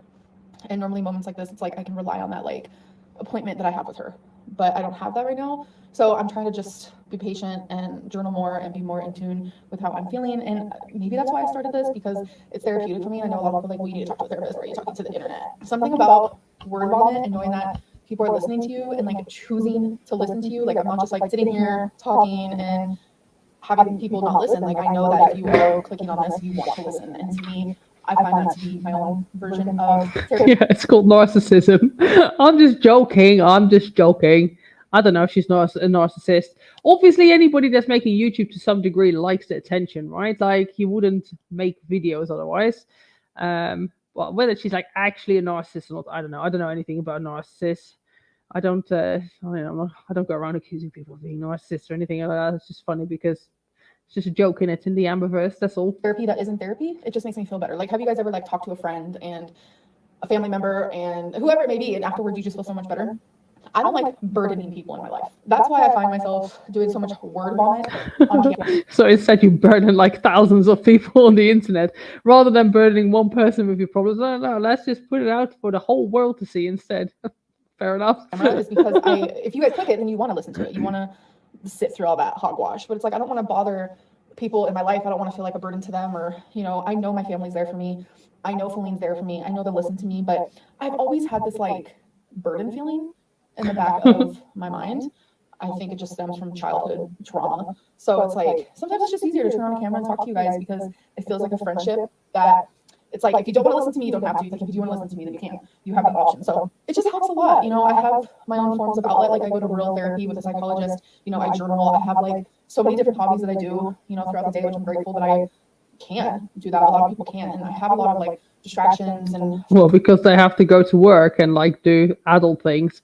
Don't get me wrong, I'm not hating on her for her hobbies being childish. I'm sure that does stem from her childhood, which is understandable, but a lot of people don't have the time to pursue certain hobbies because of the fact that they have to work. And then when they come home, they have a house to clean, children to feed, responsibilities to do. Rachel Walsh, $10 super chat. Hello, Ilona, Rosie, Daisy, and Violet. Thank you for the super chat. I appreciate it. Rosie is not with us right now, but from tomorrow she'll be back. I will, by the way, I'll obviously take a picture and upload it onto the community tab to show her that she's fine and when she's home and she's all good. But thank you so much. I appreciate it. Friends and family that I talk to on a day-to-day basis. But it's like, sometimes I like to fit in a little. Oh, you guys are saying about an echo. I don't know why that will be. Is it because I'm like fiddling with the chords here? Is that possible? Because I haven't changed anything. I haven't done anything different from how it started. Is it still echoey now? A little bit of, hi YouTube, so this is where I'm at right now. This is how I'm feeling. That's how I began my YouTube channel, and I feel like it's not going to end anytime soon. You know, I started my YouTube channel very much word vomit. You know, I'm going to... Oh, I don't know why there is an echo. Hold on, let me stop sharing the screen. Maybe try it again in a second. For Violet, she's just on the chair over there. Hold on, I'll show you. She's just over there in the chair. There, in the chair. So let me try and redo the screen share. I don't know why it was echoing. It has been echoing the whole time. Oh, has it? Amber has an echo. Oh, that's strange. Maybe I need to turn down the audio a little bit. Could be that. But it shouldn't be because the audio is coming through my headphones. But I'm not gonna fix it now. I'll try and see if I can fix it for next time. It could just be my headset because it's not an expensive headset. I'm thinking about tomorrow or on Sunday going to one of the tech shops and getting a better one basically. So it could just be that. Oh, what am I doing? Oh, I'm being stupid here. Hold on. Let me get back to the screen share. Sorry, I'm pushing the wrong buttons. I was getting distracted with the echo situation. Use you guys as a diary, if you will. Like, literally, my channel is just a fucking diary of my life. Like, that's how it feels. That is literally how it feels. Is that? I'm not gonna let comments like. She's a bit quieter. We don't I care could about talk this. a I'm bit not gonna let quieter. comments Is that a bit clearly better? There are people who care. I'll look in the chat here on my phone. Is that a little bit better or not? Or is she too quiet now? And people who do want to listen to me, even if it is to pick me apart. It is what it is. If you can find something that helps you in any way, even if it's just a little bit and it's not hurting you or anyone else, then do it. I find when I talk to you guys and I do these stupid challenges where it's like word vomit is necessary, honestly, I notice that like how I feel when I first pick up the camera and start talking to you guys versus how I feel after I turn the camera off. Echoing add something to the content. I do notice that I feel better afterwards. And that doesn't hurt me. That doesn't hurt you guys. I'm not hurting anyone by just like speaking and speaking and speaking. So I don't feel too bad about it. And like just because I feel like a burden in real life does not mean that KSD, thank you for the headset funds. I appreciate it. I think that could be it because it's not echoing for me, but it must be something to do with my audio equipment because she's not going through the speakers. I can only hear her through here. So strange. I am a burden in real life. Does not mean that the people in my life make me feel like I am a burden. It's just like, I don't know, it's just all like mental. And I know a lot of people can relate to that. So yeah, it's just like the people in my life, they care about me, they show that they care about me and you know, they're there for me and stuff. It's just like mentally, I don't want to feel like I'm taking time out of their life. Like I do speak to them. I do speak to my family about how I'm feeling. Obviously. It probably is just the quality of my headset, guys. So I will definitely go and get a new one over the weekend. I might look to get a different camera. Do you reckon I should upgrade the camera for a better quality one, or is this okay? I think it's maybe okay for now. I think the audio is more important than the visuals. I don't know if I'm going to continue watching the rest of this, to be honest, because I feel like she's kind of repeating the same thing. Yeah, she's just blabbing here for another like 10 minutes, 5 minutes.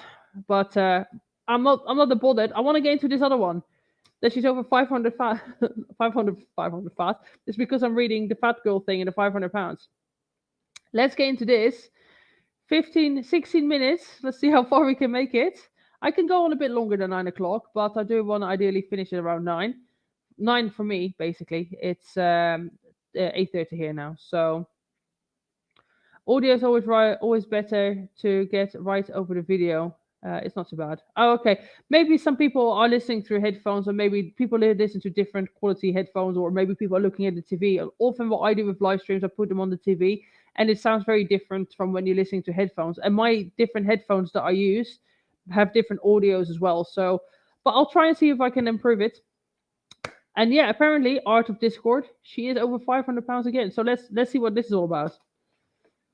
Oh, what happened to the intro, by the way? We had an intro for a little while, didn't we? Hello. So I'm actually doing my makeup right now. So I woke up today and my TikTok was banned. I'm happy she's uploading. I'm happy she's talking about TikTok. I'm happy she's drawing on her eyebrows. I think usually speaking, faces look a bit better with eyebrows on. That's the one makeup thing I will always have to put on my face. If I leave the house, I will have to put on something on my eyebrows, even if it is just a little bit of color gel. Eyebrows is a must. For me, anyway. I feel very conscious without eyebrows. I was so confused because I don't try to ever do anything against terms of service or anything malicious. And it's weird. TikTok doesn't tell you why you get banned. Or at least they didn't tell me. But I'm assuming it's because of my TikTok depicting my troubles with food. I made a mistake. TikTok is really funny though, because like I know that when you have eating disorders in terms of like anorexia and bulimia, people have to type around that and use like cryptic words to talk about it in videos, whereas like fat acceptance is like really heavily promoted. And I know somebody was telling me about TikTok. It's like if you're doing fitness TikToks, if you say like booty or peach and stuff like that, it's like it gets prohibited. I have a video. My vlog that actually went up today, I had to upload it twice. and I had to change the thumbnail several times because it kept being age restricted, and I'm like, why? What is it about my video that needs to be age restricted? There's nothing in there that's like controversial, like nudity, right? Basically. And I think it's because on my thumbnail I had an image of me getting massaged, and obviously I'm laying on the massage table, and like you can, I like as you do the massage, you're like semi-naked, right? But I put like a little smiley face over my bum on in the thumbnail, and that still wasn't good enough. So I removed that completely, and that was fine. And I think in my intro as well, there's a part where I'm posing and I'm doing the rear pose, the pose from the back, and I cut that out, and it was fine. It didn't get age restricted. Strange, isn't it? Like I've had videos being age restricted for like weird things sometimes, especially when there's like people in their thumbnails that are like half naked. But yeah, I don't know with her. In terms of EDs, like I guess people just reported it. That's probably what happened, I guess. Mistake. I definitely agree that I messed up. I just didn't know that it was against terms of service like what I did. And so Taylor reacts, it's about time for like Weight Watchers arc or Jenny Craig. You know it's gonna happen. You know there's some arc definitely incoming because we're coming up to this time of year, right? AdSense is going up, so you know something is gonna be full out of the bag soon. so many other people, create that type of content and they're not banned. So I just think it was a fluctuation of a lot of people reporting me, which it's fine. TikTok did get a hold of all the reports and clearly they did their job. But I contacted TikTok and just let them know like it wasn't malicious. If I would have known it was against, terms of service, I wouldn't have done it, etc., because it's true. I wouldn't have. I'm not that gal, if you will. So thankfully I got my TikTok. No, Amber is far too smart to understand that any kind of engagement is what leads to money in the bank. So I don't think she would ever do anything on purpose to break terms of service because it impacts her bottom line directly. Back, which I'm very happy about because TikTok is fun. I love just scrolling through. I like watching. There's like this whole community on TikTok that does like scratch offs, like those like scratchers where you can like win money or whatever. So I've like been obsessively watching those, just like right before I go to bed if I just need something like. I keep trying to get into TikTok. It's just not my thing. I keep like filming things in the gym, and then by the time it's like the end of the day, I can't bother to put a TikTok together. And I know I should because it's good for the YouTube algorithm as well, doing the shorts and stuff. I don't know why, because it doesn't take like that overly long. It's just like another social media thing to do. But I know I need to try and do more TikToks. I just don't. Calming to watch or whatever. I'll put that on and enjoy myself. It's just relaxing. There's literally communities all over TikTok of every walk of life. It is crazy. Anything you want. Yeah, just a bit like YouTube, isn't it? And Twitter, Instagram, Facebook, like any social media. You can find on there. It's so weird. But that's why I love it, because it's so diverse and stuff. Anyways, I made a mistake on TikTok, and I'm able to admit that. I'm just glad TikTok listened to me and they understood that I wasn't trying to do anything wrong. So I've been watching Chantel's vlogs with her husband, and I'm actually thoroughly enjoying them. Obviously, I'm a Well, I guess you're the only one. They're not that interesting. I didn't mean that to be horrible, but let's be real, they're a bit awkward, eh? Chantal and her husband, it's a weird situation, isn't it? I don't know what to think about it. The chemistry isn't there, that's for sure. What the setup is, I'm not sure about, but yeah, he's not into her. They're definitely not getting down and dirty in the bedroom. That's for sure. That's 100% for sure. behind on my videos. So hopefully they're still like doing good and stuff. I know this is unpopular opinion, but like I am so happy for her. I know, there's a lot of haters out there who like to talk crap about Chantel, talk crap about Feline and how they're like, we're just being used and all this stuff. I literally have nothing to give Feline. Somebody was saying about the makeup placement. The makeup technique in itself is interesting, for sure. Besides my fucking heart, my body, my love, like Crepuscular Soul. It's been a member for 11 months. Thank you so much for the support. What kind of conversation did I just crash into? Well, we were talking about Amber for a long time, and then she mentioned Foodie Beauty for some reason. I'm not so sure why, because Foodie Beauty doesn't want to be friends with her, do you know what? I stand with Foodie on that one. If granted, her situation with Nader is a whole thing, and it's besides that point, Amber being friendly with the ex is not cool. Like if I have an ex and you know that my ex was a bit of a dickhead to me, a bit of a shithead to me, and then my friend suddenly goes for like drinks with my ex to be matey because I don't want bad blood with anybody. It's like, well, you don't have to have bad blood, but you don't have to be friendly with them either. You can just not talk to them. I would take that kind of personal too. So I'm actually with Chantal on that one. If that was my friend, I would be pissed off too, regardless of my history with that person. A good friend wouldn't just shouldn't do that. So yeah, I don't know why she mentioned Chantal. It's a bit weird, but yeah, that's where we're at basically. But thanks for being a member for 11 months. I have nothing to give her at all. It's kind of disheartening that people think that bigger people can't be in relationships or be with someone who is, attractive. Like Feline. Well, it's not that weird. It's just that usually speaking, people that are especially like Amber size and foodie size, it's a lifestyle thing, right?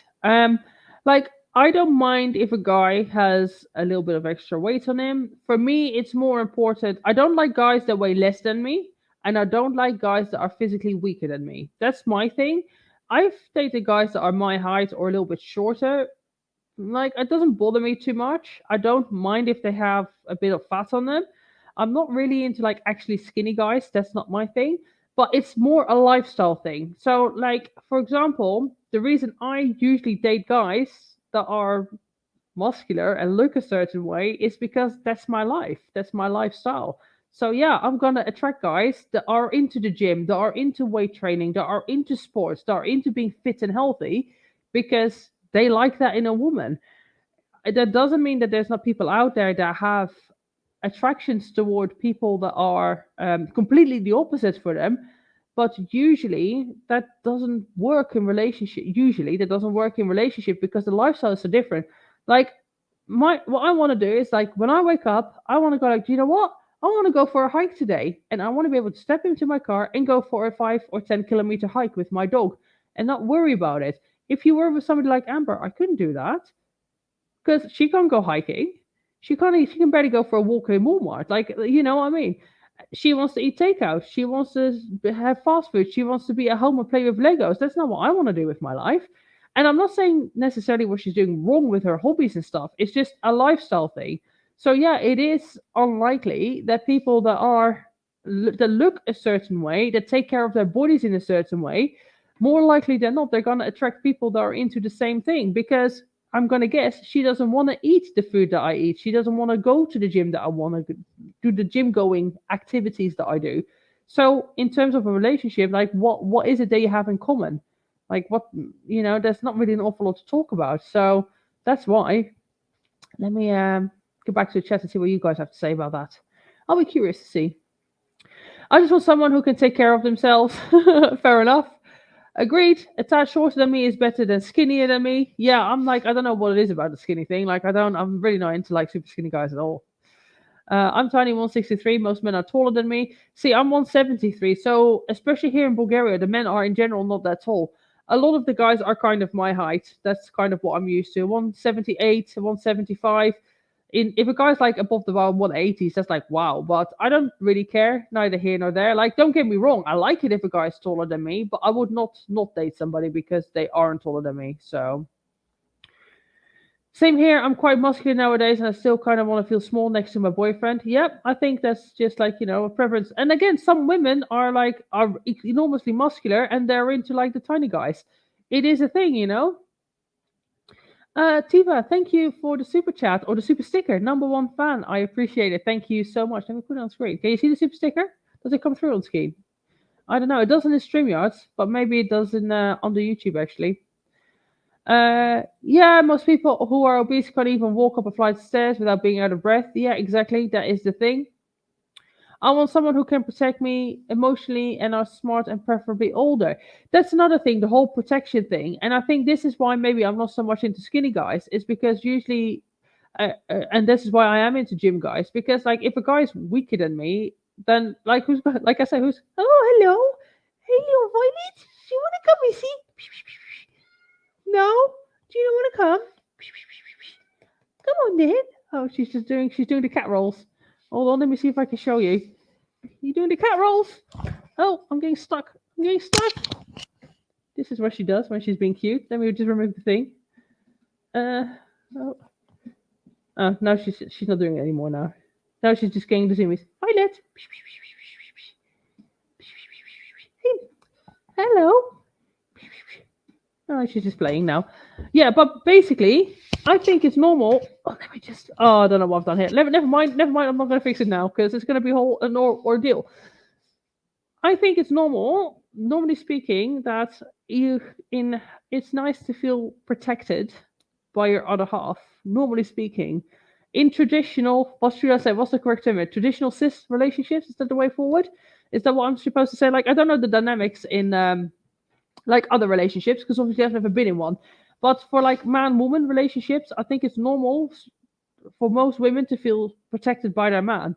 Now, if I'm physically stronger than my man and I can overpower him, then it's like, so who's going to protect us if somebody's going to try and break in? Is it going to be me? I guess so. I like men older than me, about 5 years older. I'm not really fussed. I seem to attract a lot of guys that are in their late 20s. I don't know why. It just seems to be since I've been separated.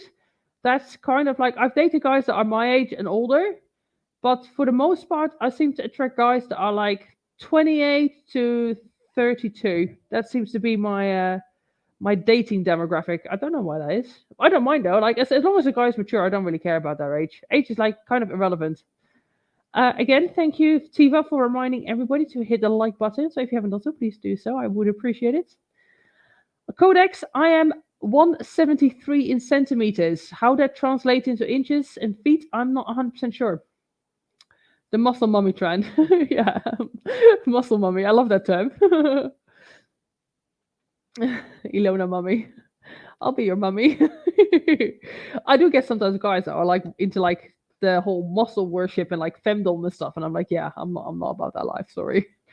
I'm definitely not about femdom at all. That's not my bag. If that's your bag, cool, but no, it doesn't excite me, shall we say. It's the same with gays. I once dated a chubby girl and I wouldn't do it again. I'm into people who are compatible with me and my lifestyle. Yeah, that makes sense. Charleston, are I dating ambitious and smart girls who are looking for longer term, to be honest? Yeah, I'm the whole dating thing is interesting in it. Like, I think you have to be kind of clear from the outset that that's what you're looking for. Otherwise, people just don't get it. Like, people are, I don't know, people are always looking for something better, aren't they? Anyway, let's get back to the video. Dating is that's a whole different thing altogether. So, right, let's see. Why she's over 500 pounds again. Fire. And Chantel's husband's pretty fucking cute. I'm not gonna lie. Like, he's so cute. And we don't see. I know that people were kind of like fawning over Salah. Is he like?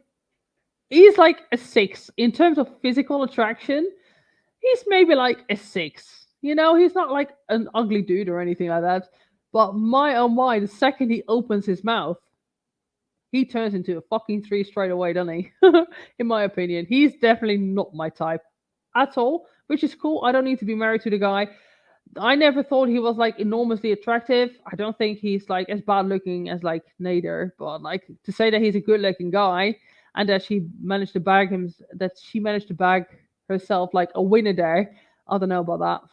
I mean, like, no, you know.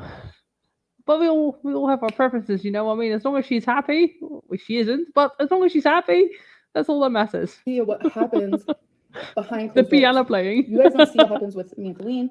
You guys don't see what happens It's a keyboard.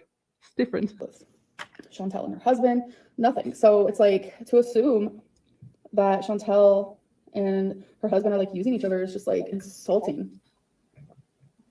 Because they are though. Like this is completely a transactional relationship, and there's nothing wrong with that. I don't know what the deal of the transaction is, but this is a business deal.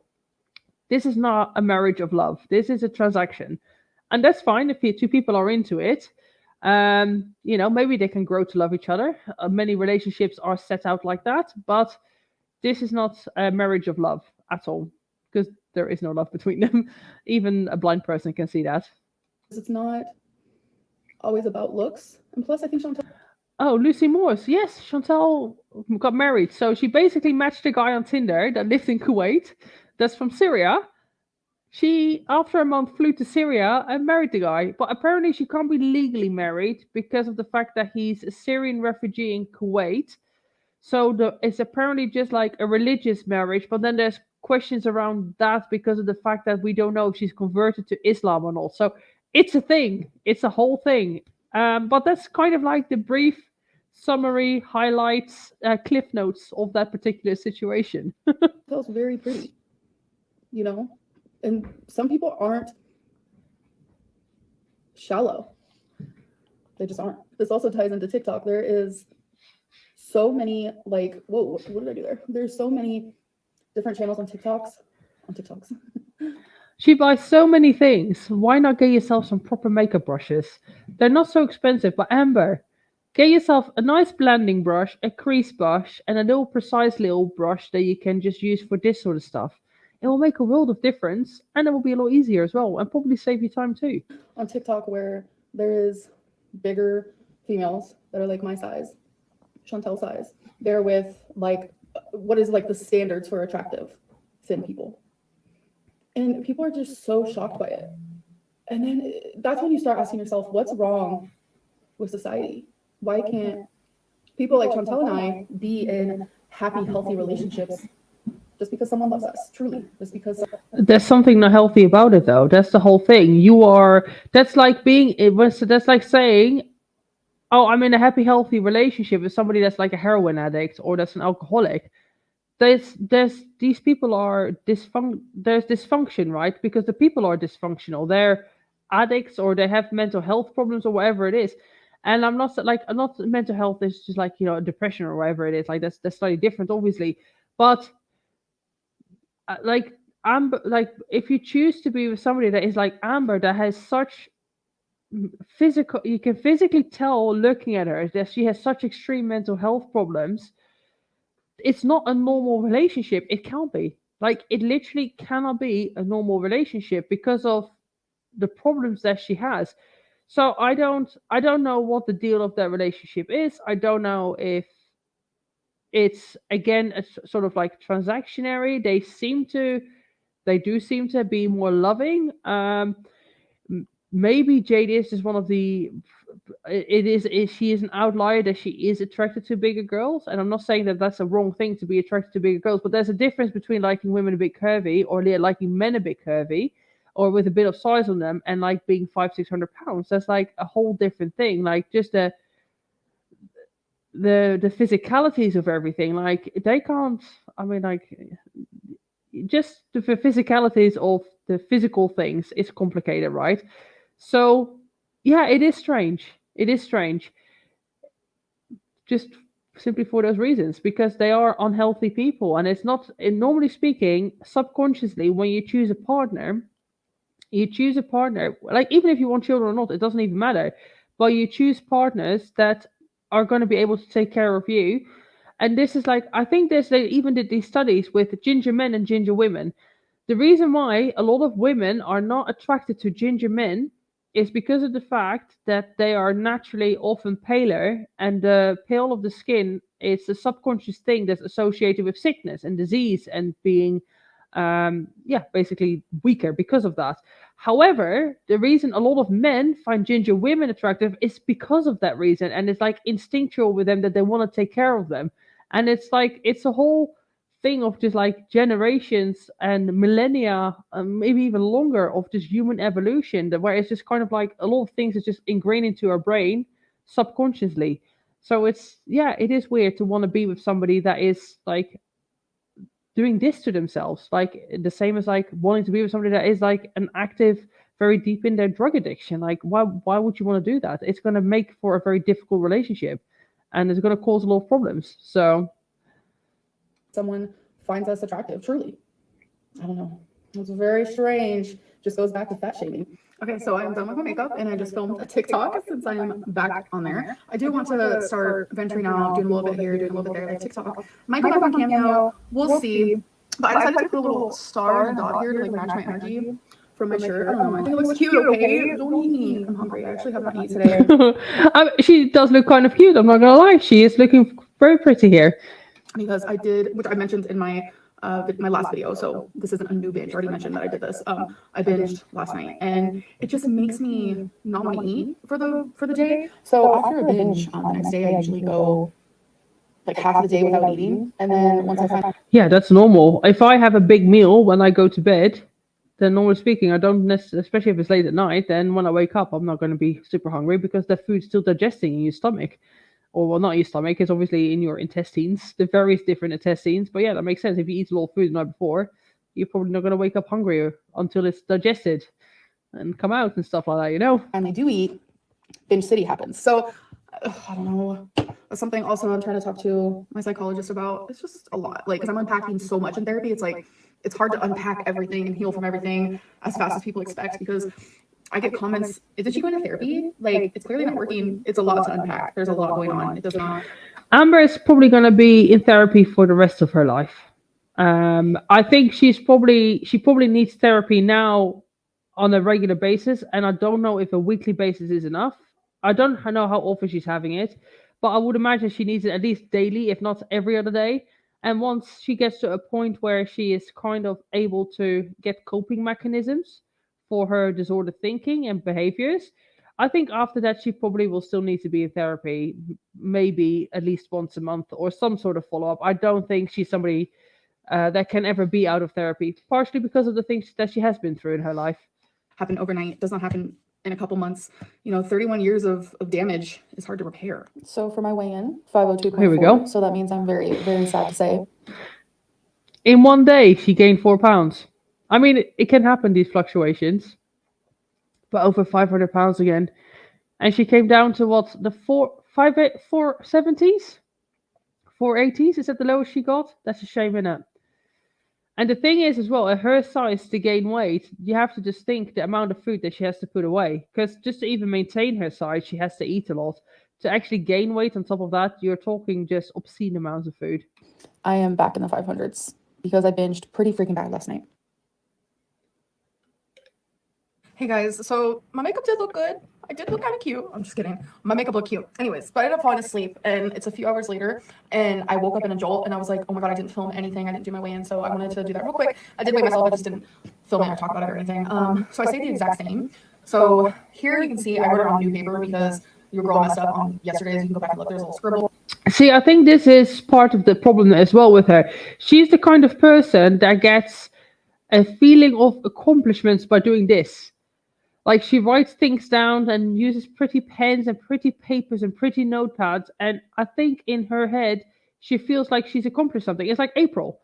A video will go up tomorrow, by the way. Her full day of eating. Funny how she did a full day of eating after I mentioned she never does full days of eating, huh? I filmed this on Thursday, I think. So it's going up tomorrow. But besides that point, a lot of people like Amber or like April that are on a weight loss journey and that aren't successful or very successful in small amounts, they do a lot of talking of things.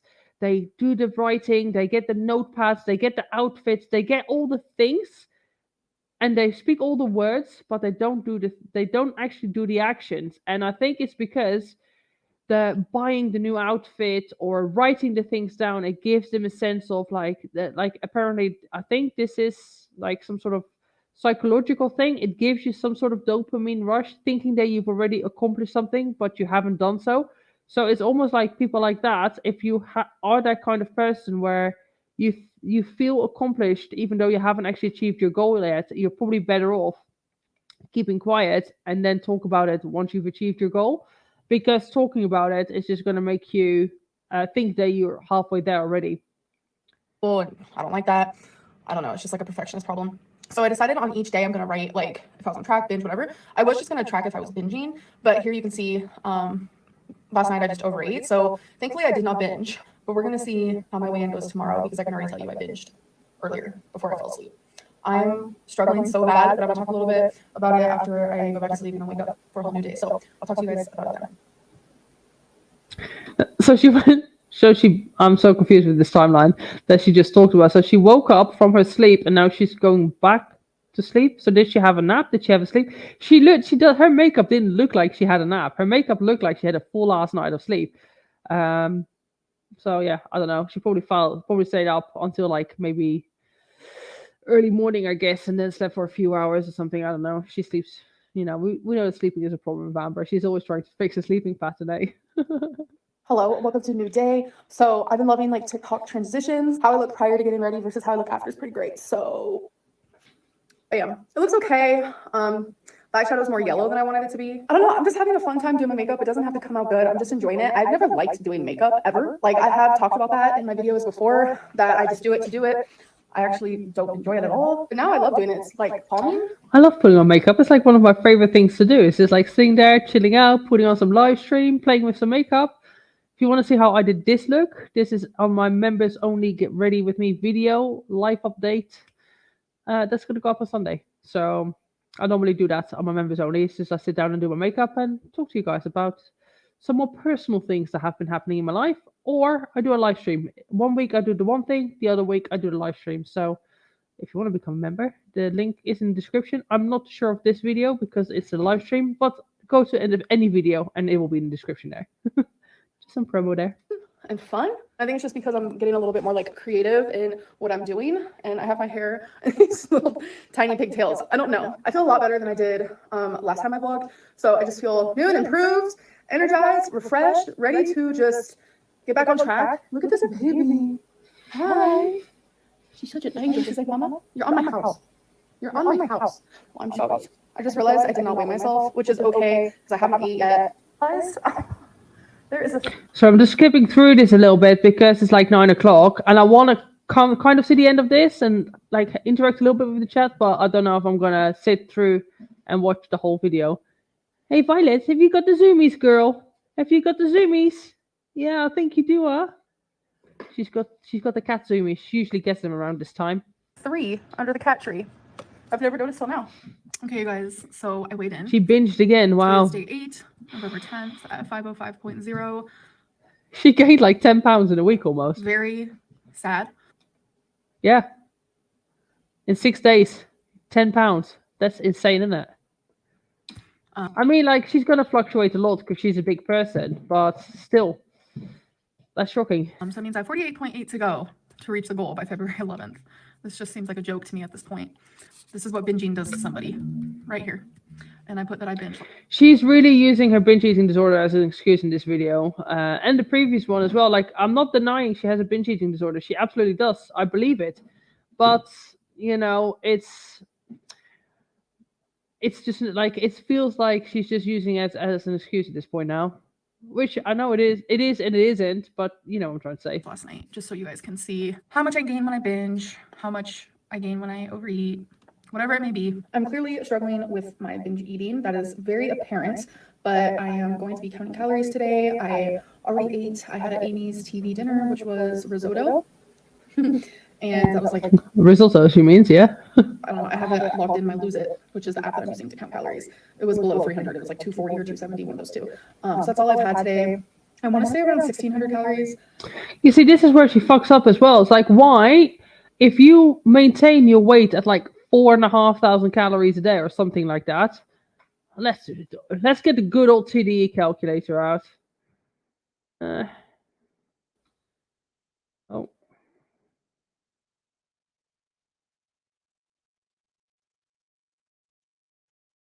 5'2", 5'3", an inch doesn't matter, guys. Like, we're talking 500 pounds here. She's maintaining her weight. She's sedentary, but like any exercise is intensive exercise for her, right? So she's maintaining her weight by eating around 4,000 calories a day. Why would you put yourself on a calorie deficit that is that large? It's going to get results if she sticks to it, but why not start off at like 2,500 or 3,000 even? And try and stick with that. Just focus on not eating crap and not overeating and not binging. That's a bigger priority than an enormous deficit. So I don't get it. Like, of course she's going to fail. Of course. Like, even for me to be on 1,600 calories a day sucks. Like, I hate my low-calorie days because that's around 1,600 calories. And it's hard. I'm hungry. But, you know, obviously I'm not 500 pounds. But, yeah, she's just setting herself up for failure there. We're able to get a booty away. I know my vlogs lately have been very like weight loss related, binge related. There's going to be more to them. It's just the last few days wouldn't have been days that I would have vlogged. But since I'm doing the weighing in for 100 days, I had to vlog because that is what I told you Oh yeah, I forgot that old 100 days weighing in is back. guys I was gonna do when I told myself I was gonna do. So it was a had to situation type deal, but I wouldn't have vlogged otherwise. So that's why it's been so heavy on this type of content. I'm actually gonna go grocery shopping, so we can do a little haul moment if you guys want that. Do you want a haul? This is my four-legged best haul. All right, we'll do the haul, guys, and then I'm gonna come to the chat, and then we'll end the video, and soon after that. So let's get to the haul because I do love a grocery haul. Yeah, dudes. All right, you guys, time for the haul. Got some Mexican shredded cheese. A lower fat one? Some No, it's not. Not like doesn't matter if it's lower fat or not. I just thought I saw lower fat. pizza rolls. That's healthy. Pizza rolls, yeah, why not? I got this Asian medley vegetable kit, which I love. Some Not so bad. white rice. Minute just cooks faster, so that's the one that I prefer to get. Got this Amy's bowl. It's Mexican casserole, which is one of my favorites. Some turkey sausage patties. It's a lot of processed food so far. I mean, the rice technically isn't. The veggies isn't too bad either. Cheese, so-so. I don't know what it was, but I was craving a fish stick, okay? So don't judge. This is the newest Amy's that I've tried.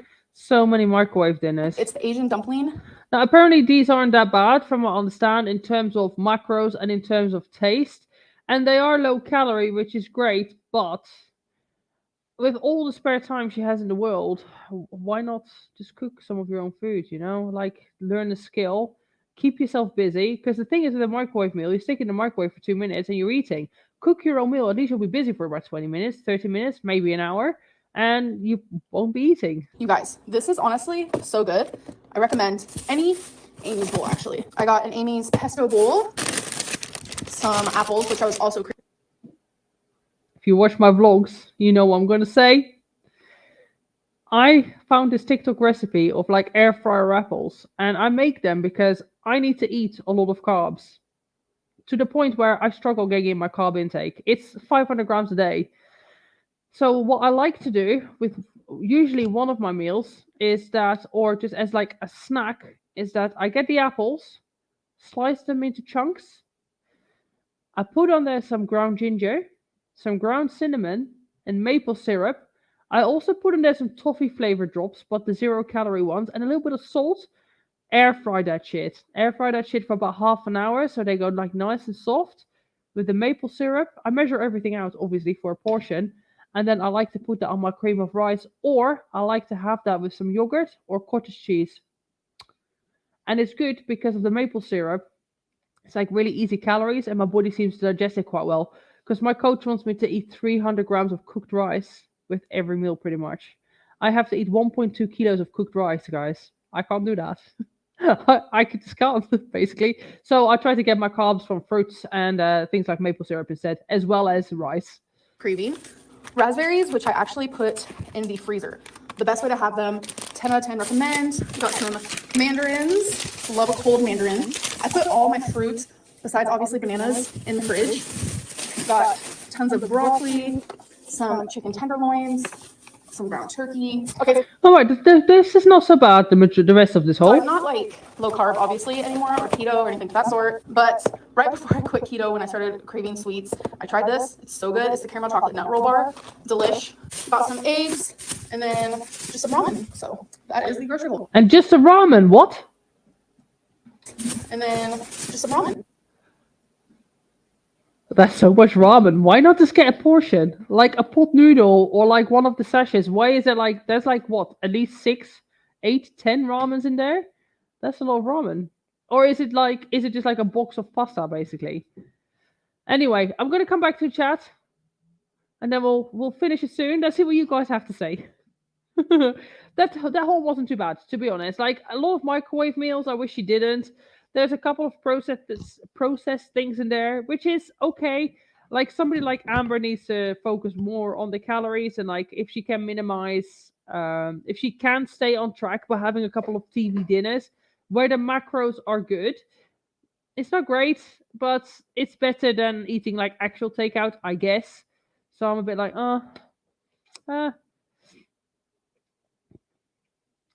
I really don't enjoy her word choices like delish.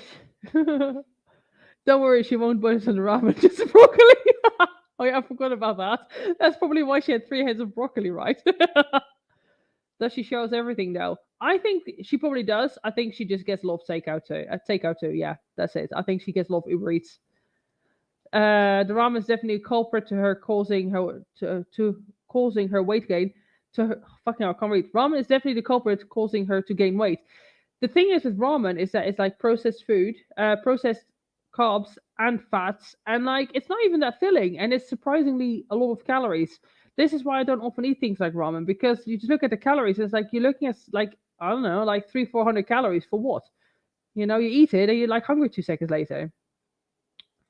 She always buys so much food to make meal prep for the week. Only buy groceries for that 1 week. To be honest, I'm not even gonna try to pronounce your name because I'll butcher it, and I don't want to do that to you. I don't think for a week that is too much food. I'll probably buy the same. If you ever look at my hauls, I do the grocery hauls sometimes when I vlog, and I do buy similar amounts of food. So I don't think it's too much. There are 2 people as well. Just remember that. So I don't think the quantity was that bad. But I think the things like the pizza rolls, yeah, she shouldn't have bought that. The ramen definitely shouldn't have bought that. The microwave meals, I'm so about, for the simple reason that people have told me that the Amy's ones are some of the better ones out there in terms of taste and macros. So yeah. I have friends like that whose parents never cook, always get takeout, and they just don't enjoy whole foods. Yeah, and I think probably a lot of people don't enjoy whole foods because they don't know how to cook, and I can appreciate that. You know, cooking is a skill, and like you can make whole foods taste nice, but also having a flair in the kitchen and understanding flavors, it's like anything, right? It is a skill. Cooking is a skill, and like not a lot of people have it. So I wonder if she actually cooks all those components or just eats them straight from the pack, like a student. Turkey packs, 3 handfuls of salads of cheese, 3 handfuls of salads of cheese. I think Jade does quite a bit of cooking. She cooks some of the things. I think it's a mixture of both. That's what I was gonna say, but that's what I think. Box of ramen brings about 12 pack you can eat. They're good in a pinch, but you've got to be careful with the sodium. It takes the body about 2 days to digest it. I learned that in the middle. I learned that lesson in the military. 2 days to digest. That's crazy. That's a long time. I didn't know that actually. Fun fact: 1 pack of ramen is 1,760 milligrams of sodium. That's 70% of daily intake. That's crazy. I mean, like I eat a lot of sodium, but I'm a very active person as well, so that's also relevant. But yeah, that is crazy, isn't it? 1,700 milligrams of sodium, and you know that she doesn't just have one ramen either. She probably has like 2 or 3 of them. I think if she had been able to stick to keto for a month, she would have felt much better. Yeah, possibly. The only thing is that she was having with the gallstones. The problem she was having was with her gallstones. But I think it's because of the kind of fats she was eating. I don't think she was eating healthy fats. I think she was just eating like spam, basically. Whole foods can be so good. One of my favorite now is chicken fillets with broccoli, green beans, potatoes, and a bit of blackcurrant jelly. That sounds nice. I love my whole foods too. Like even when I said about that thing with the apple and the maple syrup, all of that's whole foods. It tastes amazing. Like some of the one of my favorite things to make at the moment is with fennel. And then I use orange and fennel, and then I make a dressing. And in the dressing, I use some of the orange juice, some whole grain mustard, some what's it called, honey, salt and pepper, a little bit of olive oil. Mix all of that together, and that goes over the chicken with the fennel and the orange slices and stuff. Very nice, very refreshing. I like your outfit. Thank you. I appreciate it. It's my sweater dress, my comfy sweater dress. I'm semi-dressed up. Also on Amber getting to 600 next year. I don't think she will let it get to that far. I don't think she will let it escalate that much, but I think she'll just hover around the 500 for a long time, unfortunately. Her biggest issue is with choosing her diet that she doesn't tell the doctors that doesn't exist. Her biggest issue with choosing her diet is that she doesn't tell the doctors that the others exist. They could work together to figure out a plan for her. Yeah, I don't know if she lets her therapist and specialists talk to each other. I don't know. Right, guys, I am going to go. This will go up on Sunday. Yes, Sunday. That's when I normally upload for you guys. So on Sunday you'll get the video. It's been filmed, so it will go up on Sunday. But I am going to go because I need to eat as well. Basically, that's why. I need to eat and I need to pee. So I'm going to go. But thank you so much for watching, guys. I will probably do the same thing next week. I might do this time. I might do an April reaction. I'm not sure. Maybe. It depends. I kind of like doing Amber because her videos are a bit shorter and it's nice for the live stream. I might do it at a different time. We'll see about that as well. Maybe I'll do it at some point early in the morning for me, which will be later in the evening for you guys in the US. It'll be like a 9-10 o'clock live stream, or maybe something like a Saturday. Oh no, do you guys have Thanksgiving next week on Thursday? Because somebody was asking me to do a Thanksgiving live stream. If you have Thanksgiving, I will do a Thanksgiving live stream for those that don't have family to celebrate with. So I might do that. Anyway, I'm going to go and eat. Keep an eye out on the community tab for live streams, and I'll keep you all updated. Thank you so much for coming. I said that weird. Thank you so much for coming. Be sure to like the stream if you haven't already, and I'll see you next week for another live stream. Take care. Have a good weekend, and speak later.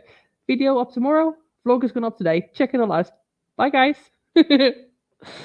Oh, where's my mouse gone? There she is.